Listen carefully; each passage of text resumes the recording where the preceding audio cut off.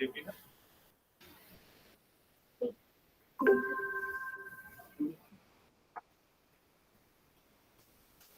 তোমরা তো এই হাইব্রিড মোডে করছো, সেরকম জানলে আমি হয়তো গিয়ে হাজির হতাম, কিন্তু মানে তোমরা অনেকেই আমি দেখছি বসে আছো ওখানে, মানে হাইব্রিড মোডেই হচ্ছে, কিন্তু বাইরে থেকে কাউকে বোধহয় অ্যালাউ করা হচ্ছে না। বাইরে থেকে কিছু স্টুডেন্টস আছে, তারা আসছে, বাইরে থেকে আসছে, মানে সেটা আমাকে একটু পারমিশন করে নিতে হয়েছে আগে থেকে। আপনি সেটা যদি ইয়ে হতো, মানে right. You see, the situation is the same at the cultivation of science, because nowadays you need permission for any outsider. Eta amar mone hoy this is a all India rule somehow, especially DST institutes. Even Saha Institute is doing that. They are not allowing outsiders. No problem. Jai hope it's okay. I think things will normalize slowly. Slowly things will normalize. আরো 2-3 মাসের মধ্যে আশা করা যায় একটা কি হয়ে যাবে। আমার মনে হয় আগেই হবে, 1 মাসের মধ্যেই হবে, কারণ আমাদের টিচিংটা তো শুরু হচ্ছে। We are starting our postgraduate teaching at the last week of February, and it's going to be offline according to the coordinator. So I think it'll be quicker. You also have this post BSc teaching, right? Yes. আমাদের এখন offline হচ্ছে পুরোপুরি। Offline হচ্ছে? হ্যাঁ, কারণ আমাদের তো residential এখানে। আচ্ছা আচ্ছা, তার মানে হোস্টেলে ছাত্ররা এসে গেছে? হ্যাঁ হ্যাঁ। ও আচ্ছা আচ্ছা আচ্ছা, সেটা তো কাল্টিভেশনে হোস্টেল খালি করে দিয়েছিল, কারণ হোস্টেলেই there were several patients and several of them my students, so I had to cancel some classes because so many fell ill. They have all recovered now. সব ঠিক আছে, all recovered and it's better now. Morning Partha. Good morning Golam, how are you? কেমন আছো? এই চলে যাচ্ছে। অনেকদিন তোমার সঙ্গে দেখা হয়নি। হ্যাঁ, সেই লকডাউনে কোথাও যাওয়া যাচ্ছে না। সুনন্দনের সঙ্গেও দেখা হয়নি, একই শহরে রয়েছি তবুও। We live in the same city and yet we don't get to see each other. This is terrible. This is really a curse. I want to get out of this house now. Hopefully. Yeah. Hi, Amitabh. Amitabh is here as well. Amitabh দুজনে আলাদা। এটা হচ্ছে আমাদের Amitabh, Sunandan. Yeah, both of them are here. Yeah, both Amitabhs are here. Very good. Okay.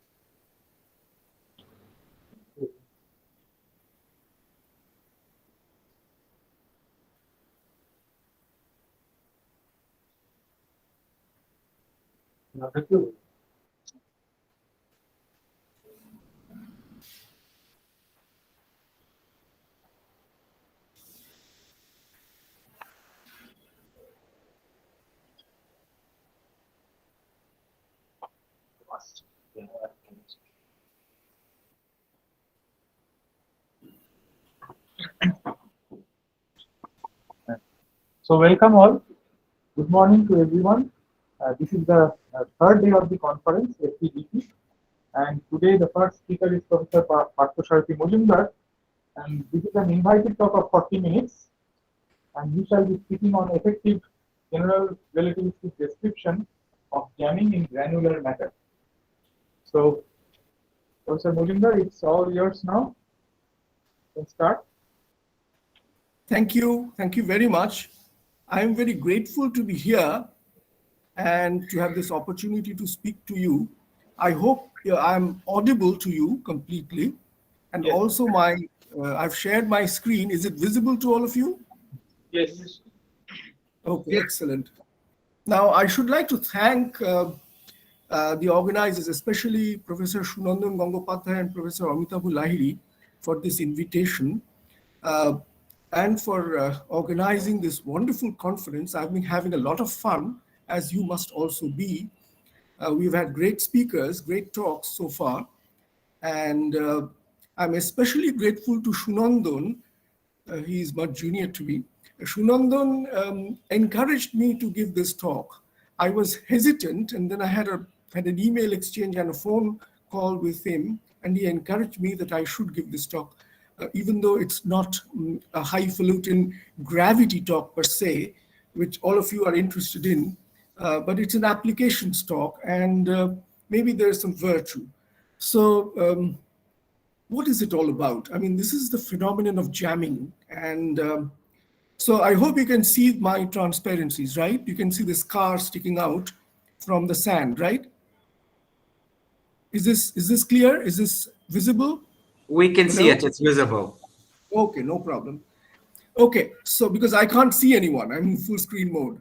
Now, what you see here is that this car is held, this van is held like a vice with nothing but sand, okay? So sand here is more like a solid. It's like a vice holding the bonnet, the front of the car, right? And yet, if you look at these two pictures, you get a totally different view of sand. In the top is a property with which we are all familiar, because we have seen lorries in our streets with holes in their carrier where sand is simply dripping down like water. So it has a liquid behavior as well. And those of you, I'm sure all of you have been to sandy areas, to Jaisalmer or places in Rajasthan or near Barmer or wherever near the Thar in India and elsewhere, other deserts in the world, where you see sandstorms. And there you see the sands behaving like a gas. Now, sand is a granular material, and it has these three properties together. It can behave entirely in these three different ways. And that's really a mystery. And it's a mystery to the extent that in theoretical physics, this is a joke cartoon sent to me by my friend, but it's published in New York Times. That's where he got it from. My friend, by the way, is Amitabh Sen Ashteka formalism. And he said that I've gone up the ladder of difficulty by working on this sand.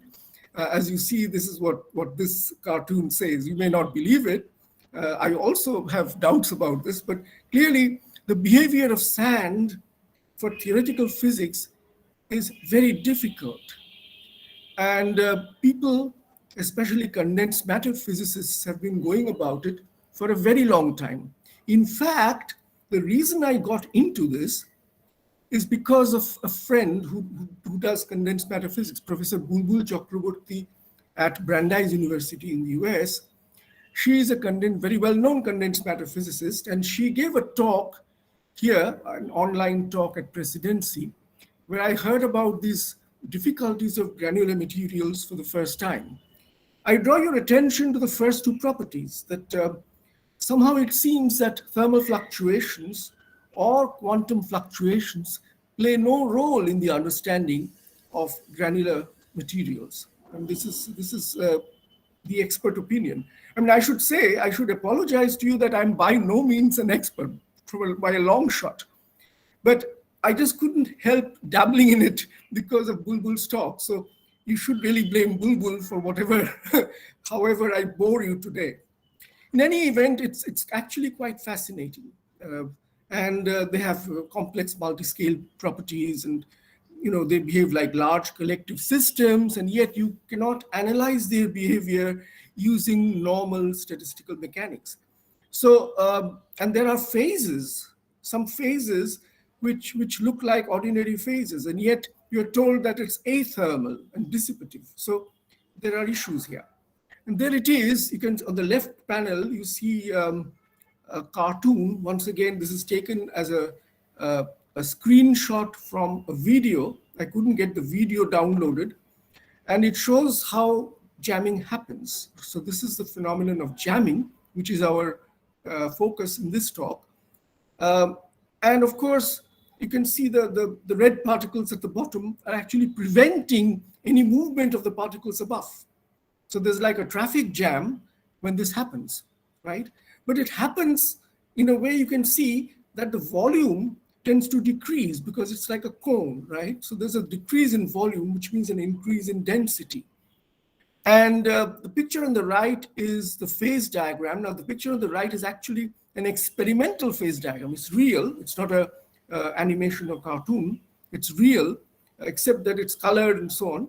And you can see that if you're at zero temperature, which is what we must be because we're looking at athermal fluctuations, and there you see that at zero load, for instance, you see that there is a maximum packing fraction or minimum density, right? Beyond which, I mean, this is this axis, the axis going towards us is 1 over density. So there's a minimum density, okay, for jamming to happen. And of course, this minimum density may be reduced by turning on a load. So if you're on the XY plane of this diagram, forget about the temperature axis because we're not going to consider thermal fluctuations at all. But you can see that then, of course, you can have jamming at densities which are above the, which are below the minimum density, or packing fractions which are above the minimum value, maximum, which are below the maximum value. Anyway, this diagram is fairly clear. So I should review briefly. Like I said, I'm absolutely not an expert. So whatever I've learned is basically from Bulbul's talk and subsequent reading. So what are the ways that people have tried to understand? Again, I can't at all give a full exhaustive summary of the very many different ways people have tried. So I shall give 2 different ways. One, which is perhaps the earliest, is called the granular force chains. There, what you do is you take force-ordered alignments of grains. So this is basically a static picture of jamming without any external stress. So what happens in this case is that there is a forced-ordered alignment of grains in this picture, in this granular force chains picture. And the motion along the alignment direction is actually inhibited. So you're stuck. There's a traffic jam in the alignment direction, according to this theory. Of course, if you go transversely to this alignment direction, there is flow. So that is how it will perhaps behave like a liquid or a gas, a fluid motion. And of course, the way that this is then organized is that at every point, there's a local force and torque balance, which is to say that there is local translational invariance and rotational invariance that is imposed in order to make sense out of this picture. So this is, as I said, a static description. And the phases are sort of roughly clear. But there's another thing, this suboptimal jamming, which is when you have an external load, is not very well explained in this picture. To explain that much later, in fact, this was year before last, this is, I heard it for the first time in this talk by Professor Bulbul Chakraborty. And this is the collaboration, Nambudiri et al. This is a probably 8-author paper, where they talk about an emergent elasticity defined in terms of a generalized electrostatics. But this is generalized in a way by adding an extra spatial index to the electric field. So the top is the Gauss law. And of course, this is the second one is the rotationality of the tensorial electric field. And the correspondence with elasticity is made by defining the displacement vector in terms of a dielectric constant tensor lambda that is then related to sigma ij, which is the stress, which is the jamming stress, okay? And then they look at correlations, and I give you the formula that they derive at the infrared limit. So the energy is much smaller than the momentum, so to speak. K is a Fourier transform. So this is in Fourier space. K is a Fourier vector in 3 dimensions. And they do have some usefulness in analyzing static shear jam configurations. However, the textbook on jamming says that jamming must be a nonlinear phenomenon, whereas a tensorial electrostatics, as proposed by Nambudiri et al., is certainly a linear set of equations that they analyze. So the question is, how does one then proceed to nonlinear generalizations? The second question, which is perhaps not clearly answered, is that this is a static theory. So what about the dynamics? You can describe the jam state when that has already been reached by this kind of a method, but how does one reach the jam state? And what about the athermal phases? Now, this is rather tricky in this business, but not only that, I think while listening to this, I just felt that this generalization is very ad hoc. You just can't add an extra spatial index to an electric field and say that, oh, I have a generalization of electrostatics. It's not, because of charge conservation in Maxwell electrostatics. So Maxwell electrodynamics or electrostatics gives you no guide as to how to proceed with this theory. Okay, so this is what happens when you change something in a very ad hoc way. Okay, so the point was that, can we do better? Or can we do something which avoids this kind of an ad hoc behavior? So this is our attempt, excuse me, and you can see that my collaborators, Soumendra Kishore Roy and Pratyusha Boral, they were both MSc students. I've just finished MSc in 2020, excuse me. And both of them have gone abroad. Soumendra is now at Stony Brook University, SUNY Stony Brook in New York State, and Pratyusha is at Wisconsin, Milwaukee. So they've both gone abroad, and they have switched fields. Well, they've not actually switched fields. They've given up working on this problem. And Professor Ratna Kole of Presidency, she's also a cosmologist, so she's gone back to cosmology. So basically, I've run out of collaborators to continue work on this problem. That's my sadness, because I think it's an interesting problem. But anyway, for a gravitational theorist to even get involved, you'll have to ask, why did I even think about it? Well, I was kind of, this was late 2020. The Nobel Prize had been given to Roger Penrose and, I forget the names of the observational astronomers, Gez and something. Well, for black holes, right? I mean, that is well known. And of course, then the trapped surface idea was coming back, because Roger Penrose was the one who discovered this, who proposed this idea. And I felt that, could we map the jam state to a trapped surface? And then, of course, the question is, if you look at the evolution, which is what we were really after, then you know how a trapped surface forms. The left picture is from Penrose's 1965 paper, which I'm sure all of you have seen, because it's a Nobel Prize winning paper. Young people who haven't seen this are urged to read every line of this paper. It's a fantastic paper. Although I should say that the main equation, Raychaudhuri equation, is not referred in words. Well, actually, it's for null geodesics. So this is for null geodesics. Penrose's work is on null geodesics. Raychaudhuri had worked out his equation for time-like geodesics, but it's not difficult to do that, right? And then it's not, Raychaudhuri's paper is not mentioned, but yet it's the same equation. It's identical. Conclusions are the same, and the physics is the same. So you can see, if you have spherical collapse, this diagram is for spherical collapse of a star, and then you see that so time moves up. So this is the direction of time, and as it moves up. Sorry for the background noise. It's beyond my capacity to stop it. As you know, this is kind of religious place. I have a temple on one side of my house and a mosque on the other side. So all sorts of noise will come in. I apologize on their behalf. Well, anyway, so this you see, this diagram is a picturization, and it's wrong because you see that when the light cone aligns with the horizon, then light should not go out like this. It should just travel along this red line, which is the horizon. And that's, of course, correctly drawn in Penrose's depiction. Excuse me, I'd like to close a window. If you just give me 20 seconds, I'll just close this window.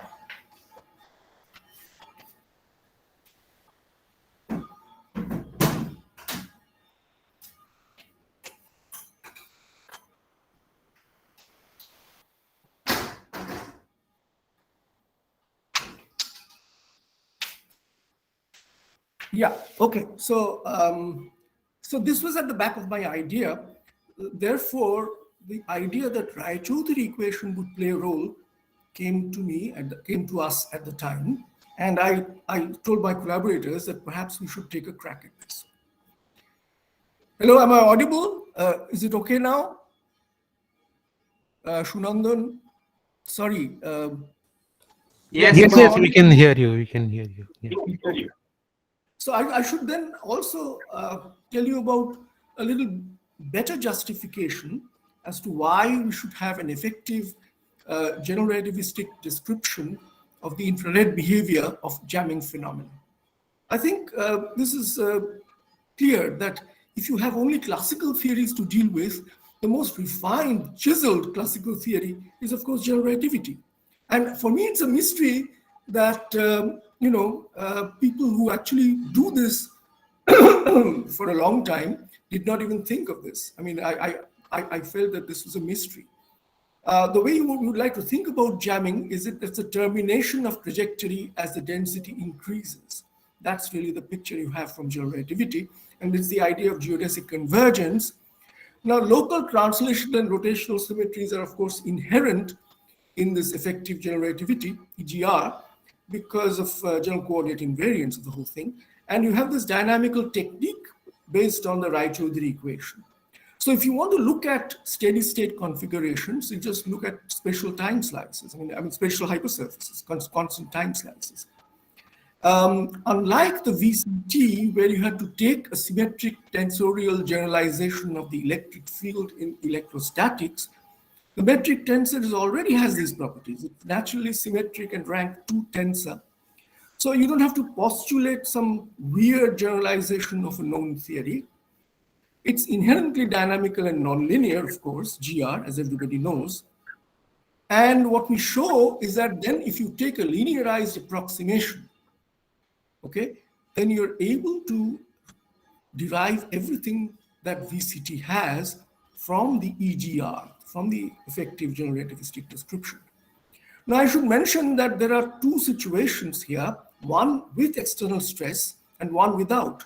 The one without is what force chains explained rather nicely in the 90s, late 90s. So everything you do, we should at least be able to reproduce those two aspects, okay? And this is the plan. So the Raychaudhuri equation, well, I actually don't need to discuss this picture with this audience, it's a gravity audience, but I do this by myself and I'm a little proud of it. So I'm showing you my artwork, as it were. And the spheres, the blue spheres, represent the volume of the geodesic congruence at a given time, okay? So you can see the left one is showing neighboring trajectories going around each other. And there, of course, then there actually could be a positive expansion. Then we have, well, the time is going vertically downwards. Then you have actual contraction, which is negative expansion. Then you have distortion caused by differential in the velocities. And you can see that the three surfaces then get deformed. And finally, the picture on the right is if you have an ambient curvature, Ricci curvature, due to external stress. So you have all the ingredients And of course, once again, I don't need to tell you that what the Jacobi field is. The Jacobi field is the gradient of the four velocity projected down to a spatial slice. It has this decomposition into the shear, the expansion, and the twist or rotation. And these components are given like this, and they obey the Raychaudhuri equation. Now, this is known to most gravitational theorists. There are many ways to derive this equation. But what I found amazing, although this was not there in the original paper, because Raychaudhuri used the Einstein equation, but here you don't need to use the Einstein equation. There's a derivation, very nice derivation of this equation given in Wald's textbook, which does not use the Einstein equation. You then realize that this goes beyond Einstein equation. Raychaudhuri's equation is really full of possibilities. What you have is a statement of geometry with the Ricci tensor, okay? So omega is the twist and theta is the expansion, sigma is the shear. These are all geodesic properties. And R is the ambient space-time Ricci curvature, U is the four velocity. So you see this equation, apart from the twist term, the rotation term, the other terms come with negative coefficient, which means that they will cause negative expansion, in other words, convergence of geodesics, okay? This is also well known. So you can look at a solution where you have no shear, shear-free geodesics, and twist-free, and also take the Ricci curvature to 0. Now, of course, we know in relativity, vanishing Ricci curvature does not mean flat space-time because there's wild curvature. So there is a curvature that you have to worry about, but it does not show up in the Raychaudhuri equation. Neither does it show up in the Einstein equation. So now you have a solution. So the solution is that you have a caustic formation. So there's a certain value of t. So you can think of t as a proper time. I'm being kind of sloppy in my notation. Okay, so you can think of t as the proper time and so on of the geodesics. And there's a value given by this tc minus 3 theta inverse of 0, for which theta of t would become minus infinity. That's obvious, right? And this signifies caustic formation. In fact, I should tell you that this is the key, this caustic formation. If you look at Penrose's paper, he gets the same answer. It's different because the coefficient is different when you have null geodesics. I think it's 2 instead of 3. Shayan is the expert on the Raychaudhuri equation. He's worked endlessly on it. So Shayan, am I right about this 3? It becomes 2 for the null geodesics, right? Well, Yes. Yeah. Okay. Yes. Yeah, very good. Thank you, Shayan. So now you see that this is caustic formation, and this is what I'm going to identify with jamming. Okay. So we have the reason that we identify with jamming is once jamming happens, we don't know what happens afterwards in time, and that's exactly the situation with caustics. Now I was showing yesterday my wife how beautiful caustics form in light rays. You know, you have a bottle of water and you have light coming through and you can see caustics. But caustics always have an evolution path. Okay, it's not just a point where the light shines brightly. It's so many paths coming together. So it's really a beautiful phenomenon, except that this is a caustic formation in space-time. And therefore, you have ambiguities, causal behavior. What happens beyond the caustic is a problem. And this definition is what Penrose, then Hawking, Gerrold, they all use this definition to define geodesic incompleteness in space-time and so on. So in the absence of external stress, when the Ricci is 0, we still have a possibility if you identify this with jamming, okay? Now, you know that for time-like geodesics, theta is actually the rate of change of fraction of volume, or packing fraction as it's called in condensed matter physics. And that just means that the jamming happens if and only if the packing fraction is initially below a threshold. Okay, I mean that's it has to be decreasing, right? And if it's decreasing, it has to be below a threshold, right? And you can invert that around and say that jamming happens only if and only if the initial density increases beyond the threshold. So without this increase beyond the threshold, you're not going to have jamming in the absence of an external load. Okay, and this, let me remind you, is consistent. This is consistent with the phase diagram in the right-hand panel. You can see that there has to be a minimum density or a maximum packing fraction. Below the maximum packing fraction or above the minimum density, jamming happens in the absence of an external load. And so we have been able to produce in a dynamical way a phenomenon of jamming which the others do not show in a dynamical way. So we have starting initial conditions which will actually induce jamming. Okay, so this is nice. Or okay, you can say that it's qualitative. Where is the connection to experiment? I told you my collaborators have run away. So if you want to join me and we want to work on that, I'm absolutely open with that. Okay. Now, like I said, so on the other hand, if you look at the Rayleigh equation, you realize that if there's an omega, okay, if there's an omega, which means that the geodesics twist around each other, then of course that will go against jamming in my interpretation, right? In the way we are interpreting jamming, omega will go against jamming. In fact, to be truthful to you, this idea is also not original. It came from the great Rai Chaudhuri. He looked at many examples, after having discovered this equation. He was curious to see if there are singularity-free space-time. So he was looking at things with rotation, okay? And likewise, what we are claiming here is I'll say a little bit more about this. But there's another way of thinking about it, and that is like you can think of gravitational collapse to a black hole. And let's say if you have spherical symmetry, which is also available in the jamming literature called isotropic jamming, you can write down a Schwarzschild solution. Okay, it's kind of, you might think, oh, come on, this is crazy. Where is the Schwarzschild solution? This is not a black hole. Well, it's black hole in the sense that the horizon is like the jammed state. The jammed state is actually unapproachable from the outside. That's the thing. That's what hold that van like a vice. You can't get in, right? It's not the van only, but nothing can get in. So it's although you might think that that's more like a white hole because it's repelling, but if you think of it, there has to be some sort of a jamming unjamming boundary, which could be a horizon. Furthermore, there is this idea that at the criticality in the phase diagram, there's a correlation length which actually diverges. And I felt that, well, this is also something which has a parallel in the black hole. So if you think of a black hole in sand, there's a parallel in which the effective length will go to infinity, will increase to infinity as you come closer to the horizon, okay?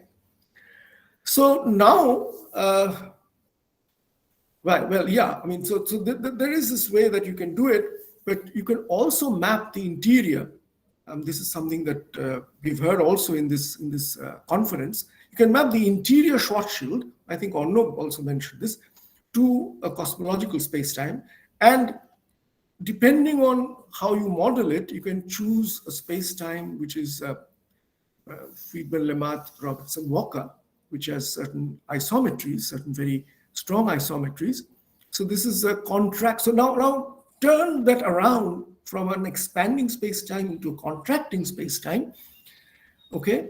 And the question then is, of course, well, forget about my little red thing about the Weil tensor, because this is a confusion I have, so we can talk about that later. But the advantage of this picture is that you can then go from the external load free picture to a place where you have an external load by saying that, well, I may have a perfect fluid energy stress tensor, and I turn on a P for barotropic fluids. I turn on a P to describe jamming in the presence of external loads. Now, again, shear jamming, apparently, it was reviewed by Beringer and Bulbul Chakraborty in 2018 in a Nature paper, very beautiful review paper. It's also fun to sort of look at all these physics, which is completely beyond our usual domain. And what we found is that, yes, you can actually do it. You can do it because you use the Einstein equation, maybe in absence of shear and geodesic shear and twist. So there is convergence, right? And then you can have, again, an agreement with the phase diagram I showed. So you can have a lower than threshold density, okay, producing a jamming behavior, okay? That is quite obvious, right? But I think you could say that, well, you have explained what is already known. Is there something new? And this is what is new. So it's omega is not zero. If there is a twist, jamming is less likely. And if you look at this, this cartoon, which I showed you, so you think of this funnel with the grain particles dropping down, vertically downwards, maybe due to gravity or whatever, and then you start rotating this. And our prediction from the Jacobi equation would be that in that case, there would be less jamming. So here is something that one can actually try out. I think I have to get some inputs from experts, people who do experiments with sand and other granular materials, to see if this experiment is feasible. But we would say that, you know, when geodesics twist around each other, that's more a characteristic of fluid behavior. So from that point of view, in some sense, you would expect this result. If it doesn't happen, that would be a surprise.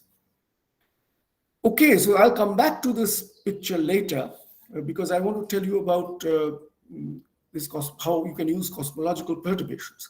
So when you have a perfect fluid energy momentum tensor added on, so there's external stress, right? In that case, how do we get the behavior that people have found experimentally? This is actually the top two diagrams, the top panel shows some structure formation. So if you had unjamming, then this would be completely monochromatic, plain white or gray background. Now, if you have jamming, the left picture shows jamming under isotropic stress. And the right picture, of course, shows directionality. So it's jamming under shear, which is certainly not isotropic.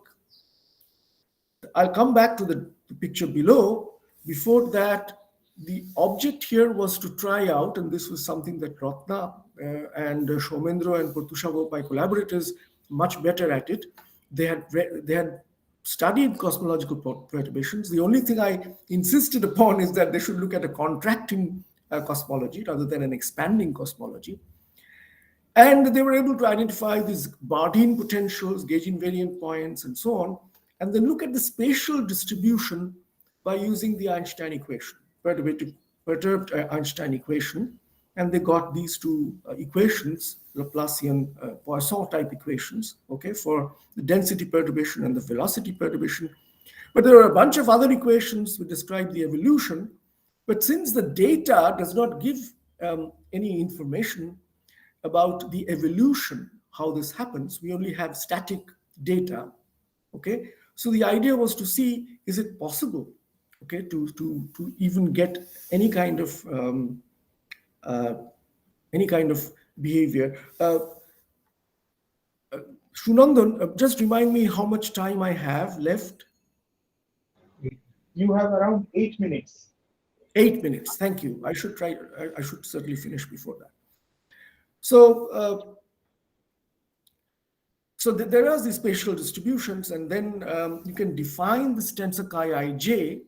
Now, the lambda, the transverse mode lambda coming out of the Bardeen potential, okay, in the standard expanding cosmology actually dies down. Okay, that's known from expanding standard cosmology.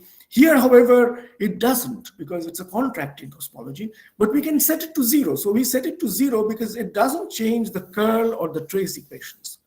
And if you do that, you get this kind of an equation, which is shown del I chi ij equal to minus 4 pi a squared rho del j rho tilde. And then you look at the static limit, because that's the only data you have to compare with. So if you take the static limit, A is a free parameter, and it will change from one granular matter like sand to another granular matter like cement or whatever, okay? And you can look at a numerical solution of this equation, and this is what was done. I must say that I am rather bad at numerical solutions, but my collaborators are, so they were able to show that this is isotropic jamming. Isotropic jamming behavior which is on the left has some resemblance. Now, unfortunately, I should say that we would like to do a much better job. This was a two-dimensional Laplace equation solution with some sort of a numerical solution with some dimensions which are there in our paper, and dimensions of the grid which was chosen, and you could certainly improve upon the grid and do better simulations. But unfortunately, my two main collaborators, the student collaborators, as you know, have gone abroad and started doing genuine gravity problems. So we are left high and dry. And Ratna also does not want to continue with this line of work for whatever reason. Right.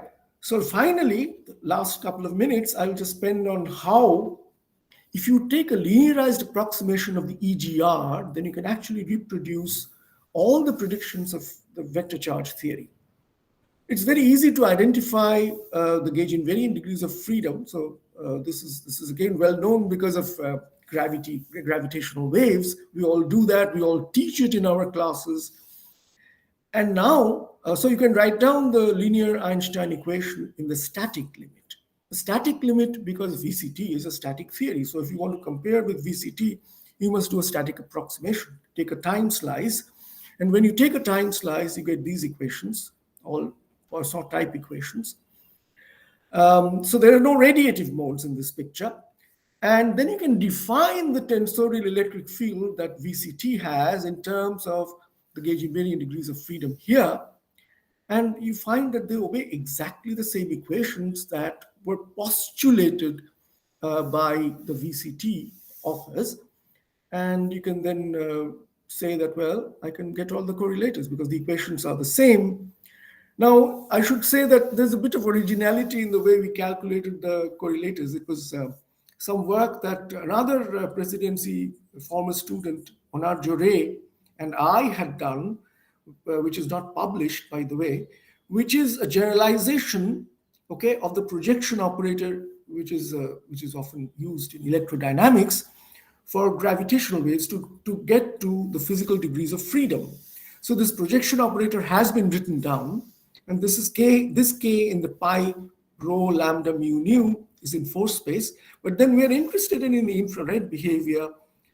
Right, and so K0 is actually very small compared to the K, and you can then show that this automatically leads to the same correlator, at least in Fourier space. Well, it is in Fourier space as the VCT. Well, you expect that anyway.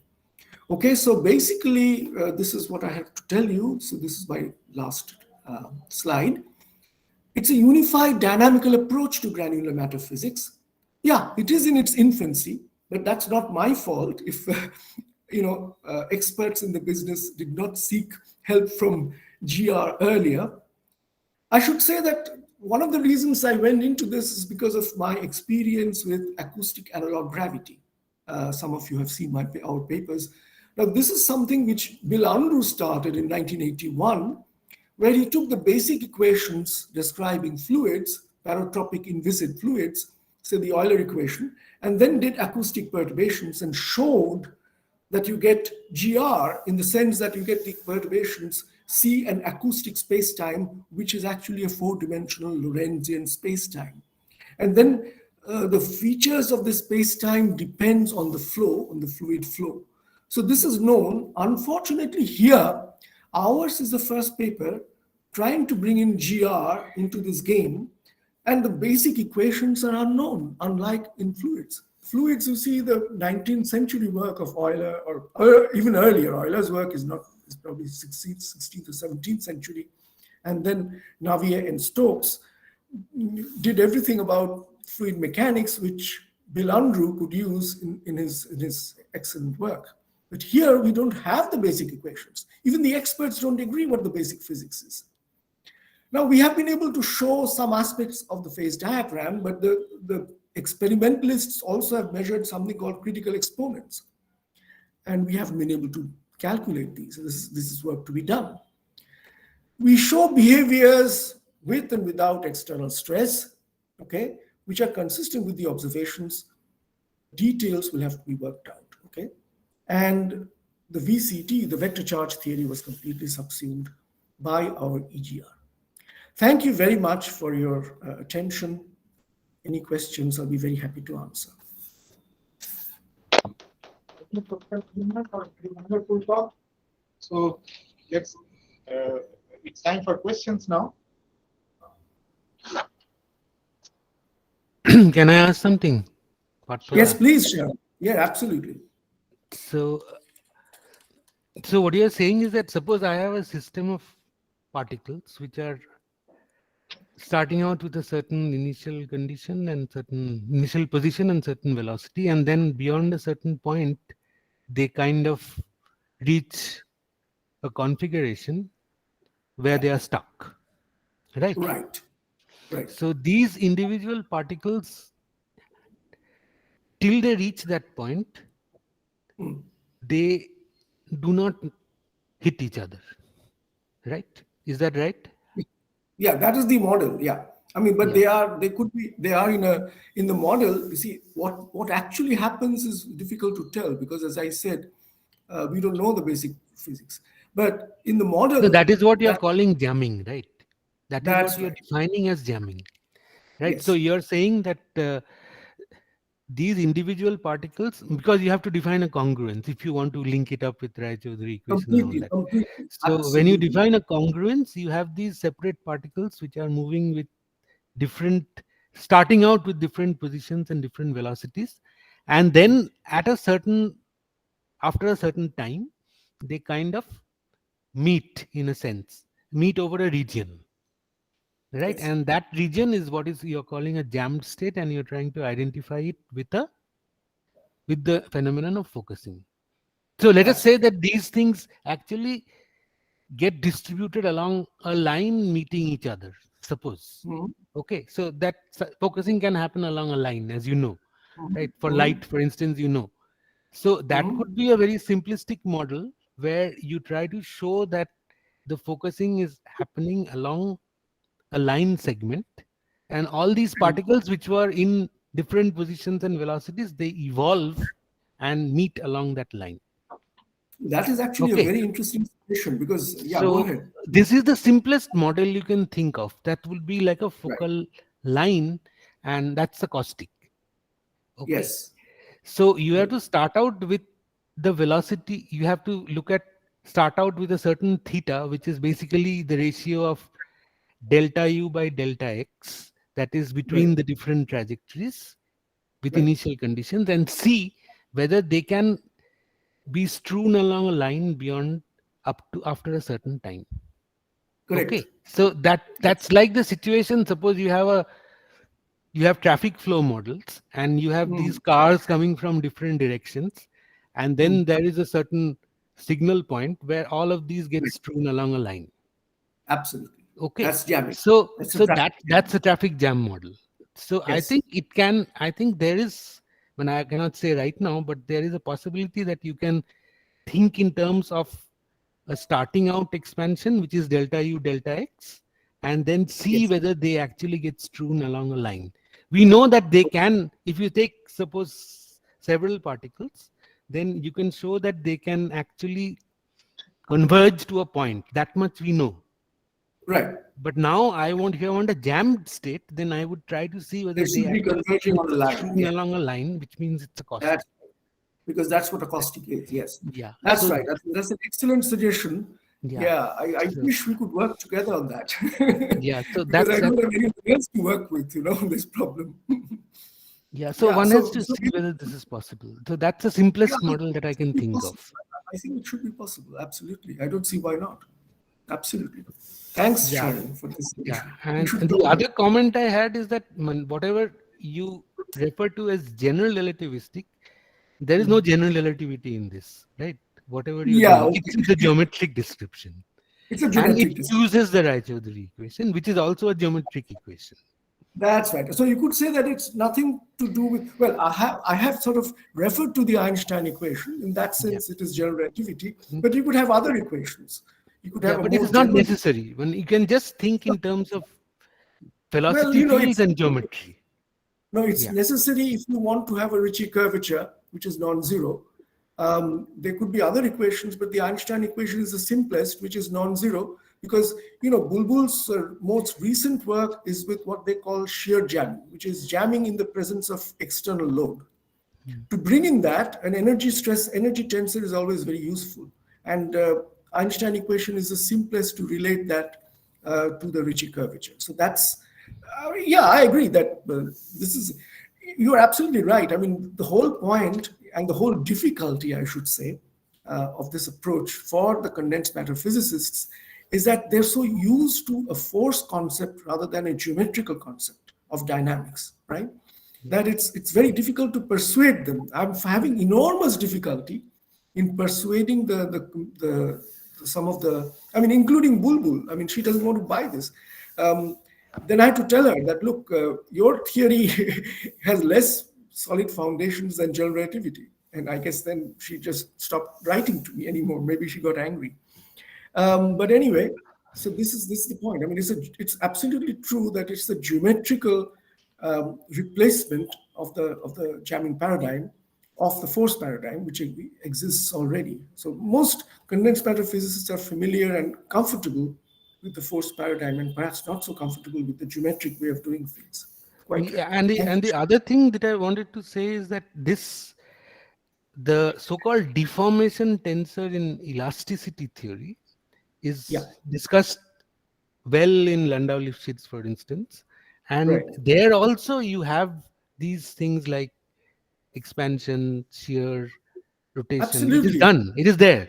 So Yes. that kind of, if you look at elastic or deformable media, you have a similar model where, of course, the Ricci equation hasn't been studied, but the aspects of the deformation in terms of, say, things like expansion, shear, or rotation have been dealt with even in Absolutely. textbooks on elasticity. In fact, Raichodhuri's original ideas came from elasticity, I think, but you would know that better. But he was originally inspired by examples from elasticity. So maybe you're going a full circle, right? Yeah. So because these equations are one order higher than the Euler equation. These equations are the gradient of the velocity field, right? The evolution of the gradient of the velocity field. That's right. Okay. Absolutely. So in fact, they are identities actually. They are not equations as such. They're not equations in that sense. That's yeah. right. Yeah. Yes. Okay. So Thanks, that's my comment. Yeah. So time for a quick question now. So maybe it's a nice question, but you showed the Schwarzschild like structure, but as you that for a Schwarzschild space-time beyond, if we go inside the horizon, the time-space sign flips. What about that flipping in this case? I mean, what does this signify? And another question is, when we are considering such a space-time, are we considering this jamming structure is also maintaining some sort of spherical symmetry in that sense? Well, I can answer the second question first. That's easier. Yes, the jamming structure maintaining a spherical symmetry is what is precisely called isotropic jamming. That, of course, is a special class of jamming phenomena, right? So I'm not saying that we have a complete theory of jamming, but it's suggestive because we are able to explain certain aspects of this phenomenon. Now, in order to answer your first question, can you repeat the first question again? I couldn't hear it properly. Yeah, so what I was asking that in case of Schwarzschild space-time, inside the event horizon beyond RS, the space-time sign flips. And you are also using that kind of structure here. So what beyond RS? I mean, what does flipping mean? The sign flipping means in this sense. Yeah, so basically what you're asking is, what is the horizon in this case? So I would say it's a boundary between the jammed and the unjammed state. Okay, it's a boundary. So there has to be a boundary, right? Because even when you have sand, let us say, and you have this jamming picture, which I showed you at the beginning, if there's a wind, parts of the sand will actually blow. So there's this coexistence of phases, right? So there has to be a phase boundary. And therefore, I'm trying to, I mean, this is very, very naive at this moment, but the relationship would be that the phase boundary is mapped to the Schwarzschild horizon. That's the idea, okay? I don't know if that is the answer to your question. So we have to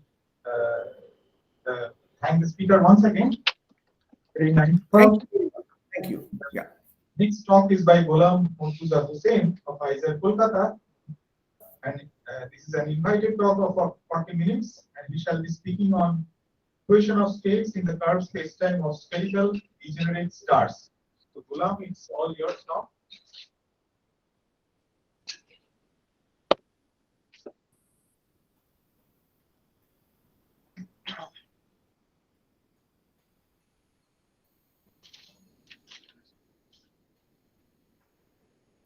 Can you please confirm that you can hear me and see my slides?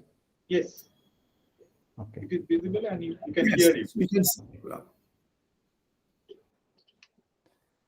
Is it full screen now? Yes, sir. Okay, thank you, Sunandan, and good morning once again to everyone. So I hope that this pandemic ends soon so that we can actually meet in a physical conference. I'm missing it so much. So at the outset, let me convey my sincere thanks to Sunandan, Amitabh Lahiri, and other organizers for this particular invitation to me. So today I'm going to talk about work that I have been doing in the recent past. So the works are being done with my PhD student Sushovan Mondol, and he'll be applying next year. So he's a bright kid. So this particular talk will be based on the first work, and that we have a follow-up works also, but I'll just mention some of them. So let me start with the motivation for this talk. And so as you may already know, October 2017 is a landmark in the history of physics. For a reason is that gravitational waves, of course, were observed even earlier, but gravitational waves, but the name that you see, it is marked as GW170817. This is an event that was supposedly happened due to a merger event of a pair of neutron stars. What was remarkable about this particular observation is that the same event was observed not only in the gravitational waves, but also in the electromagnetic waves. And the particular graph that you see in this particular slide, so this is copied from the astrophysical journal later titled Mass Multi-Messenger Astronomy. What is even surprising, this paper is co-authored by almost 1/3 of all living astronomers in the world. So it's 1/3 of all astronomers who are working at present. So that's amazing. And what is amazing about this, that this particular transient was observed at a certain time, let's say in gravitational wave, then it was followed up by the other observatory that was observing at gamma ray, then X-ray, then ultraviolet, optical, infrared, and radio. So that means all band that we have instrument on could see this particular transient, and this is remarkable. But this is remarkable from the observational physics, but it's also remarkable is from the theoretical point of view. So what really gets me excited about this particular observation is it is for the first time, I do not know whether such an event has been done, that this is the first time we are having an event that can be probed, that can be used to probe Einstein's equation from both left and right. So as you know, the Einstein self-tester that is given, marked in the blue color, is the source term for the gravitational waves. So in principle, gravitational waves now can be used to trace back what kind of space-time curvature tensor we're dealing with. On the other hand, if you go to the right-hand side of the Einstein's equation, because we have now seen the electromagnetic waves coming from the same event, we have a probe directly on the matter content of the during the event. And what is the surprising or the rather exciting feature of this observation is that we're dealing with two theories. One theory is the theory of general relativity that describes the curvature of the space-time dynamics. And this theory has been tested very, very accurately, at least in the low or weak gravity regime, has been tested with absolute precision, whatever observational precision we have, at least in the weak gravity regime. On the other hand, the matter, as you understand, matters are described by the standard model of particle physics. And that theory, mainly the basic structure of the theory, is a quantum field theory in a flat space-time. That also has been tested with astonishing accuracy. I mean, if you look at the number for example, G-2, it goes on like so many decimal places. So that means we have two theories. Of course, both are experimentally observed and found out to be accurate with absolute precision, in a sense that, I mean, whatever experimental accuracy we have, we can test them with those kind of accuracy. So this particular observation of the so-called multi-messenger astronomy, that an event in the sky can be seen not only just through gravitational wave, but also through the electromagnetic waves, opens up a new kind of possibility that, remember, this particular event occurred because of the merger event involving two neutron stars. And the gravity there, if you do just a simple pen or paper calculation, you will see gravity curvature is pretty strong. So we have an event where matter fields are coming out from a region where the gravitational field is very, very strong. So this kind of event was, of course, this was the first event, but we expect this kind of event to continue to happen in future as well. So we'll have even more data on these kind of events. And this opens up a way to probe the so-called quantum field theory and curved spacetime. Of course, in this conference, we have had a lot of talk on this particular topic, mainly using black hole spacetime. But this is another kind of spacetime scenario that is opening up, which will have experimental consequences. So it is not that you can do the calculation and just forget about it. This kind of system will actually give you a probe that can be tested. People can actually verify whether things are working or not. Okay, so now let me get back to the. So one second. So maybe I'll just put up my video.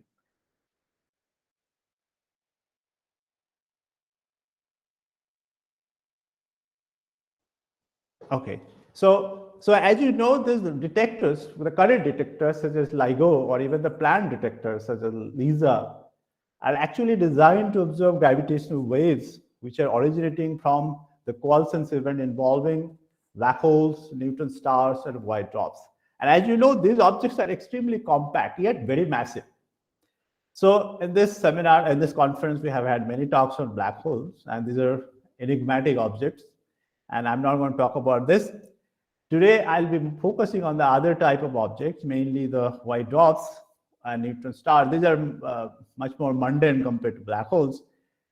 And these stars are compact. And actually, if you do a back of the envelope calculation, I will have one.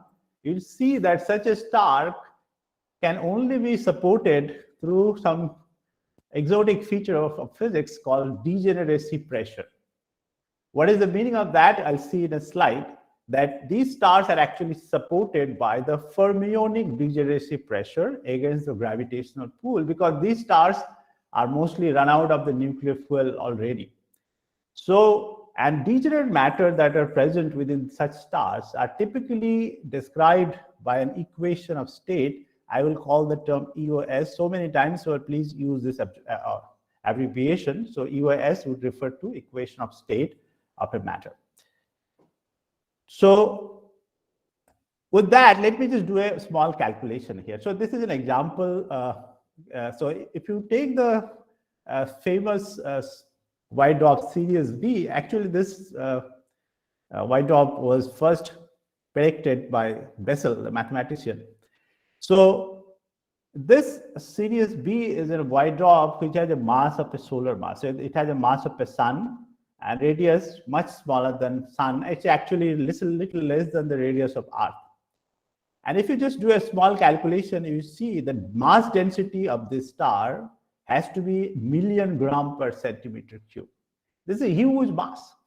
Centimeter cube. Imagine a small cube of 1 centimeter. You will have a weight, a mass of 1 million gram. And if you just do a simple calculation, you see, and if you assume that whole thing is made of helium, then you'll see the electron actually has a space which is less than the 1 Bohr radius size. So electron cannot be in an orbit. Okay. So electron within such star cannot be even in the atomic orbital So they are sort of smashed out. But electrons are fermions, so they do not like to sit with other fermions together in the same state. So they will actually start pushing each other. On the other hand, gravity is trying to pull them together, and the electrons, being fermions, they would like to expel each other with the exclusion principle. And this leads to a new kind of pressure, which is called degeneracy pressure. And such a pressure can exist even at the 0 temperature, if you have already seen such a thing in the statistical physics calculation.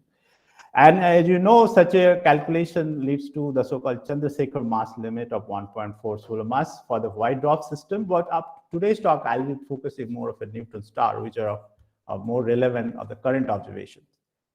So now let me get back to some more sort of precise form, in the sense that let me describe the system that we're looking at. So I'll assume the stars, the kind of star that we're studying, are spherical. Of course, the real stars are not exactly spherical; they're rotating, so they're axisymmetric. But I mean, at least for this talk, I'll be assuming spherical stars, and this is a good approximation. We're also working on rotation thing, but that will come in future. So spherical star, the interior of the spherical star can be expressed by the metric that you see in the screen. And if you just write down the Einstein's equation corresponding to this metric, then you will have equations which are also known as TOV equation, or Tolman-Oppenheimer-Volkoff equation. And you can see there are 3 equations here. And I've been just writing a Newtonian gravity analog of this. So you can, if you imagine there's a spherical star, and imagine there is a small thin cell of mass. So you come back to the Newtonian gravity picture, and then you'll see that dmdr, the mass enclosed in this will be delta m, and that is 4 pi r square rho delta r. And the pressure gradient that you need to balance if you want the star to be at stability, then you have to, this is the Newtonian potential, derivative of the Newtonian potential. So this will be the force is acting, and then to divide by it, you get the pressure. So you want to have a pressure gradient maintained by this to have a stable star. And this is the sort of analogous. Of course, there's a small jugglery has been done here just to sort of convey the picture. There's analogy with the Newtonian gravity, but I mean, of course, you can get the picture. But what is the key here is that there are 4 unknown functions, as you can see. One is the mass function, and another function is phi, which is the metric function. And nu actually can be written down in terms of mass functions, so you see exactly determined once you know the m. And there's a pressure and rho. So rho is the energy density, P is the pressure term. So out of, so I have 4 unknown functions, and I have 3 equations. So I need to supply one more to have the equation to be able to solve the equation. And what does here is that in order to solve this so-called Tolman-Oppenheimer-Volkoff equation, which is just Einstein's equation for spherical stars, one deploys an equation of state of the form P is written as a function of O symbolically, and this equation of state invariably are computed in the Minkowski space-time, which is a globally flat space-time. And just to distinguish that, we are actually referring such an equation of state as a flat equation of state, in the sense that equation of state which are computed in a globally flat space-time as such as Minkowski space-time. And there is an argument why people use such a calculation. So you have a Tolman-Oppenheimer-Volkoff equation, and in that, to close the system of equation, you supply another relation known as the equation of state, which are computed in a flat equation of state. And the reason for uses, often the argument given is that we know that Einstein's relativity tells us that any closed space-time locally can be viewed as a Minkowski, can be given expressed as a Minkowski metric, which is true. There's no problem in that. But there's a problem when you use such an equation of state in solving Tolman-Oppenheimer-Volkoff equation. And let's try to appreciate where's the problem. So now, such an approach actually overlooks a few key facts here. So what we're doing, when you're solving TOV equation, we're actually starting from, say, center of the star and then go to the surface of the star. And if you look at the metric here, metric function phi actually is varying. So it's not a constant metric function that we are dealing with. So the metric actually varying as you go radially. Of course, it's not time dependent, but it's radial dependent. But if you really look at the two frames, let's say two local frames, and if you look at the clock of this, you will see that clock, the lapse function here, if you think about this is like a lapse square, then the lapse function is actually different for two observer. So corresponding clock rates, if you put one clock here, another clock here, you'll see the clocks are actually not ticking at the same rate. And this is known as the gravitational time dilation of general relativity. So although this is true that this frame locally is inertial, that is locally Minkowski, this frame is also locally Minkowski, but these two locally Minkowski frames are not identical because they have different lapse function. And this feature is actually missed when one does TOV computation in the literature, that people simply use the equation of state, which a computer in Minkowski spacetime, and use it in the TOV equation. And actually, this is one should be simply taking the statement, because I mean the famous statement by Wheeler that it is not just the matter will curve the space-time. Actually, the curvature of the space-time will also be failed by the matter themselves in their own dynamics. So basically, matter tells space-time how to curve, but also space-time is going to decide how the matter is going to move. And this factor for the matter dynamics is missed. So gravity part is taken care correctly, but the matter dynamics itself depends on the which part of the space-time you're actually moving. And how strong is the gravitational time dilation? Are we making a small error or a large error? And actually, you can get this answer without doing very detailed calculation. Of course, you can figure out, let me go back. If you look at the TOV equation, there is an equation that tells you what is the gradient of phi. So if you look at it, phi, so how phi is changing, you can actually solve this equation numerically and find out how much phi is varying as you go from the center of the star to the surface of the star. But at the surface of the star, you can actually read off this particular quantity without doing any calculation, thanks to the requirement that metric outside a spherical body should be the metric of Schwarzschild metric, thanks to Birkhoff's theorem. That means whatever the phi of r is, at the surface, it must be subject to this particular relation. That is, phi at the surface of the star should be 1 minus 2 gm by r, where m is the mass of the star. So let me just make sure this capital M is not the same as this mass function M. So this is written as curly M. So curly M at r equal to capital R would be the M. So now let's do a back of the envelope calculation. So at the surface of Earth, for example, if you just take the mass of the Earth and take the radius of the Earth, it will plug it back this number. So you will get some number 10 to the power 9 minus 9, and this number gives the corrections to 1. So if you just ignore e to the power, ignore that, it will just be roughly 1, and with the correction order of 10 to the power minus 9. So people uses of such a flat equation of state is actually justified if you're calculating on the surface of Earth. But let me just make one point here that, as you know, global positioning system actually uses such corrections. So your mobile smartphones nowadays actually uses this corrections even of 10 to the power 9. So every 1 second, due to gravitational time dilation on the surface of Earth, you have a 1 nanosecond corrections. But because the light is being used to actually find the position on the surface of Earth, so, and light travels at 3 times 10 to the power 8 meter per second. So you'll see, if you just do a simple calculation, you will see within less than 2 minutes, you will have a 1 meter error if you do not consider the gravitational time dilation. So if you are driving a car using GPS, within 2 minutes, you will be out of the road unless you take care of the GR correction, and it is done. So it is done at the satellite level, but the corrections are taken, and it's a real life problem, and general relativity in that sense is partly in your pocket. So in your smartphone. And so, but the 10 to the power minus 9 is a very small number, no doubt about it. If you take Wide-Dwarf system, for which the Chandrasekhar mass limit is the number that you get, even for Wide-Dwarf, this number is actually small. It's the 10 to the power minus 4, because Wide-Dwarf, although it's massive, it has still a radius of 6,000 kilometers. It's actually less than the radius of the Earth, but all of that. But if you go back to the neutron star, for which I was referring to the initial experiment, the binary neutron star, a neutron star has a mass of few solar mass, up to 2 solar mass is already observed now. But or if let's take it for a number, you consider a neutron star having mass, 1 solar mass, and let's say radius is 10 kilometers. If you just plug in the number, what you get 2 gm by r to be 0.3. 0.3 is less than 1, but is not something that you ignore right away. And in fact, if you ignore, you are making a right 30% error at the moment.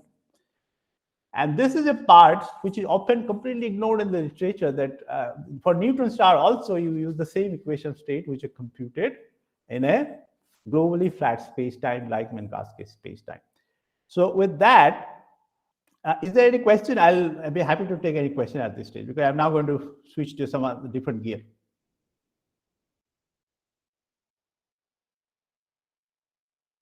All right, so let me proceed then.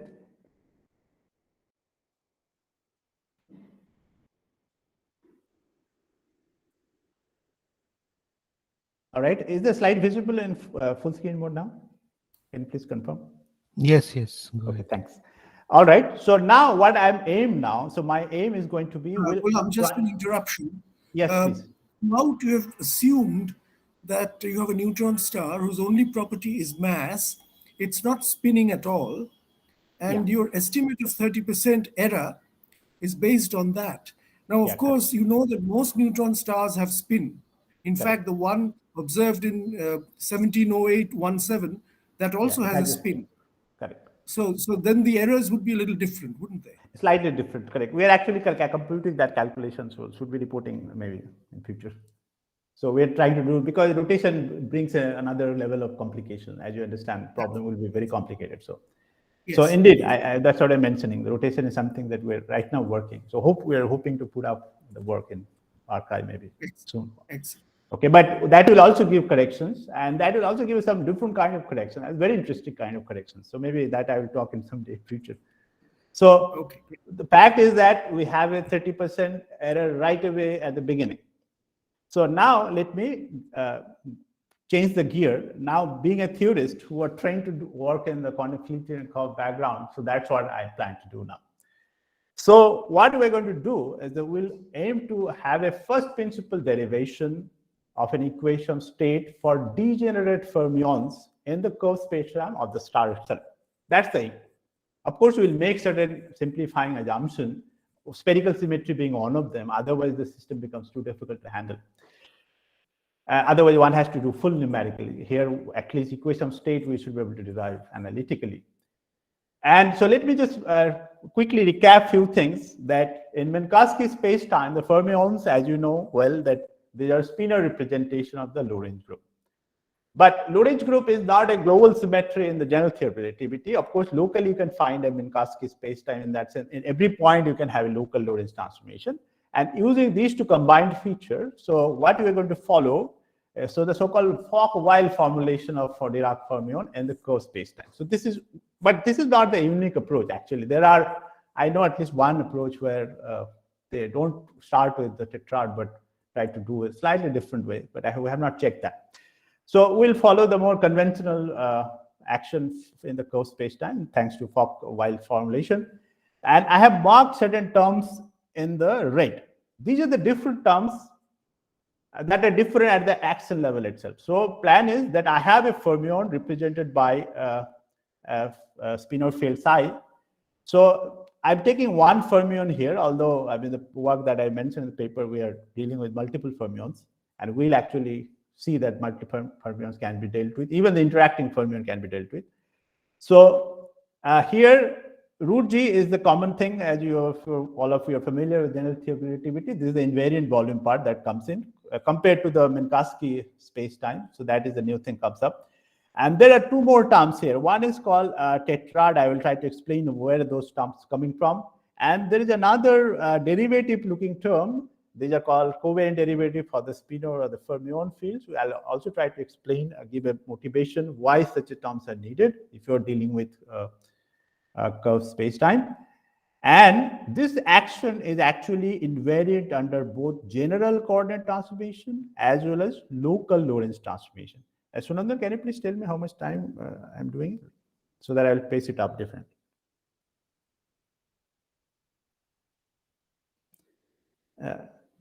We have around 70, more than, we have around 20 minutes now. Okay, thanks. So it's fine. Then I'll do different.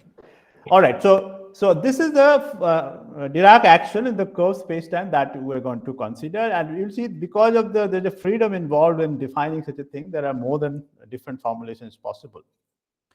So this action is invariant under general coordinate transformation as well as local Lorentz transformation. So now, as I said, if you want to define fermions, you need to have some spinor representation here. And in this approach, what one does, so let me go through the rough, I'll just give a brief picture of what exactly is done. So at every point in the space-time, as we have discussed at the beginning also, that you can have a coordinate system in which the metric can be a Minkowski, no matter what the original coordinate system or mid-main metric was. So even in curved space-time, locally, you can always find a coordinate system. Yeah, please. We have around 14. 14, 15. Hello? 14. 14. Okay, thanks. No problem. So, so we can actually have a local coordinate system defined at every point in the space-time. So that means if I write the metric in that coordinate system, the invariant distance, as you can see, can be written like eta ab dj dab, which is the same as the invariant distance element written in the global coordinate xi mu, and metric is arbitrary metric. And that actually defines the so-called tetrad component. So basically, it's a partial derivative of the global coordinate with respect to the local coordinate that gives rise to this component. The advantage of this component that these objects has mixed type of indices. One is the global indices, and other refers to the local indices. And because of such a thing, you can see that you can actually take any vector component of a vector field, and you can relate in global frame as well as in the local frame. So if I go back to the action, Dirac action, so this is the part that actually has one mixed object. One is having a global spacetime coordinate, other is referring to the local coordinate. The second part of this object coming up, this is spin derivative, because let me get to that. So now if you look at it, in this picture, the Lorentz transformation are actually the transformation between one local coordinate to the another local coordinate. So let's say this is xi a is a one set of coordinate, and the xi prime a another set of coordinates. So you can have many local coordinates in which the Minkowski metric is remain in same form, and that those are the Lorentz transformation. So the Lorentz transformation in this picture are the coordinate transformations between the local coordinate themselves. However, the local coordinate themselves are dependent on which position of the space-time you are actually working on. Naturally, so this particular derivative, so let me say one thing. So this is the definition of the spinor representation, that if I do a local Lorentz transformation, the spinor field will actually go from psi x to some psi prime x, and the transformation happens exactly like this. And because this lambdas are function of x, this is non-zero in general in any curved space-time. So if you recall that in the Minkowski space-time, here you have partial derivative del mu for the spinor field. That will no longer work because that will not have a nice transformation property. So because this is not there, so then we demand that, okay, so we have to somehow replace that derivative, and we demand that let there be a spin derivative for the spinor field such that it transforms like this, as one expect for a covector in the local frame. So that's a demand that we make, and that gives to a certain equation so that we get what is this covariant derivative is, that we'll determine later. But once we say that this particular derivative has a nice transformation property, to ensure this whole action is invariant under general coordinate transformation, that is xi mu as x mu goes to some x prime mu, as well as in the local Lorentz transformation, that is xi a goes to some xi prime a. So second term is, I'm just giving you the rough idea of what is the difference is happening. So these two terms are now taken care of. So now, and I will just skip these things, but roughly just to tell you, these gammas are the so-called Dirac matrices. I've actually maintained the local index for the gamma matrices. And also another thing I'm using, that I'm putting a minus sign in front of it, so that gamma 0 square is still minus, identity. The reason is I am using the metric signature here, if I go back, so this I'm using -1, 1, 1. It is just the opposite of particle physicists use. So it's a 1, -1, -1. So that way I just want to avoid that. So I'm putting right away a minus sign here so that gamma 0 square would be identity matrix. So these are Dirac matrices, but it's sometimes we also see in literature that you can define a contracted gammas, which are gamma A contracted with a tetrad, and this will satisfy the whole metric anti-commutation relation. But this, we're not going to actually use such a Dirac matrices, but sometimes they are called Dirac matrices in the curved spacetime. So we'll be working with such a standard Dirac matrices here. With that, and now, of course, I'll skip these two slides because, as I said, there's a way actually you can determine what is this covariant derivative extra piece, the connection corresponding to the covariant derivative of this spinor field comes. You can actually calculate that by demanding that this behave nicely and it also is compatible with the normal space-time vector, and that will give you the form of it. So let me skip that because that's not relevant. And only one thing that then I can compute their Dirac equation in the curved spacetime here, and then I can also find out the conserved charge. This is going to be needed when I calculate the partition function in a moment. So this is the current vector here for this particular Dirac field. So now let me just quickly connect back. So now I have an action for the Dirac field, but what do I need at the end? I want to use that in the QFT in curved spacetime. That means I have a Einstein's tensor that is computed classically. So of course, the stress energy tensor, as we discussed, that it is as a quantum field, so I somehow need to do an appropriate expectation value of it. And how do I connect this? So we'll use the so-called perfect fluid form so that we make this answer that perfect fluid stress energy tensor can be expressed in this particular way. And you can see that this is actually the standard Bellefonte definition, although we are writing in terms of the tetrad variation, but these are going to be the same.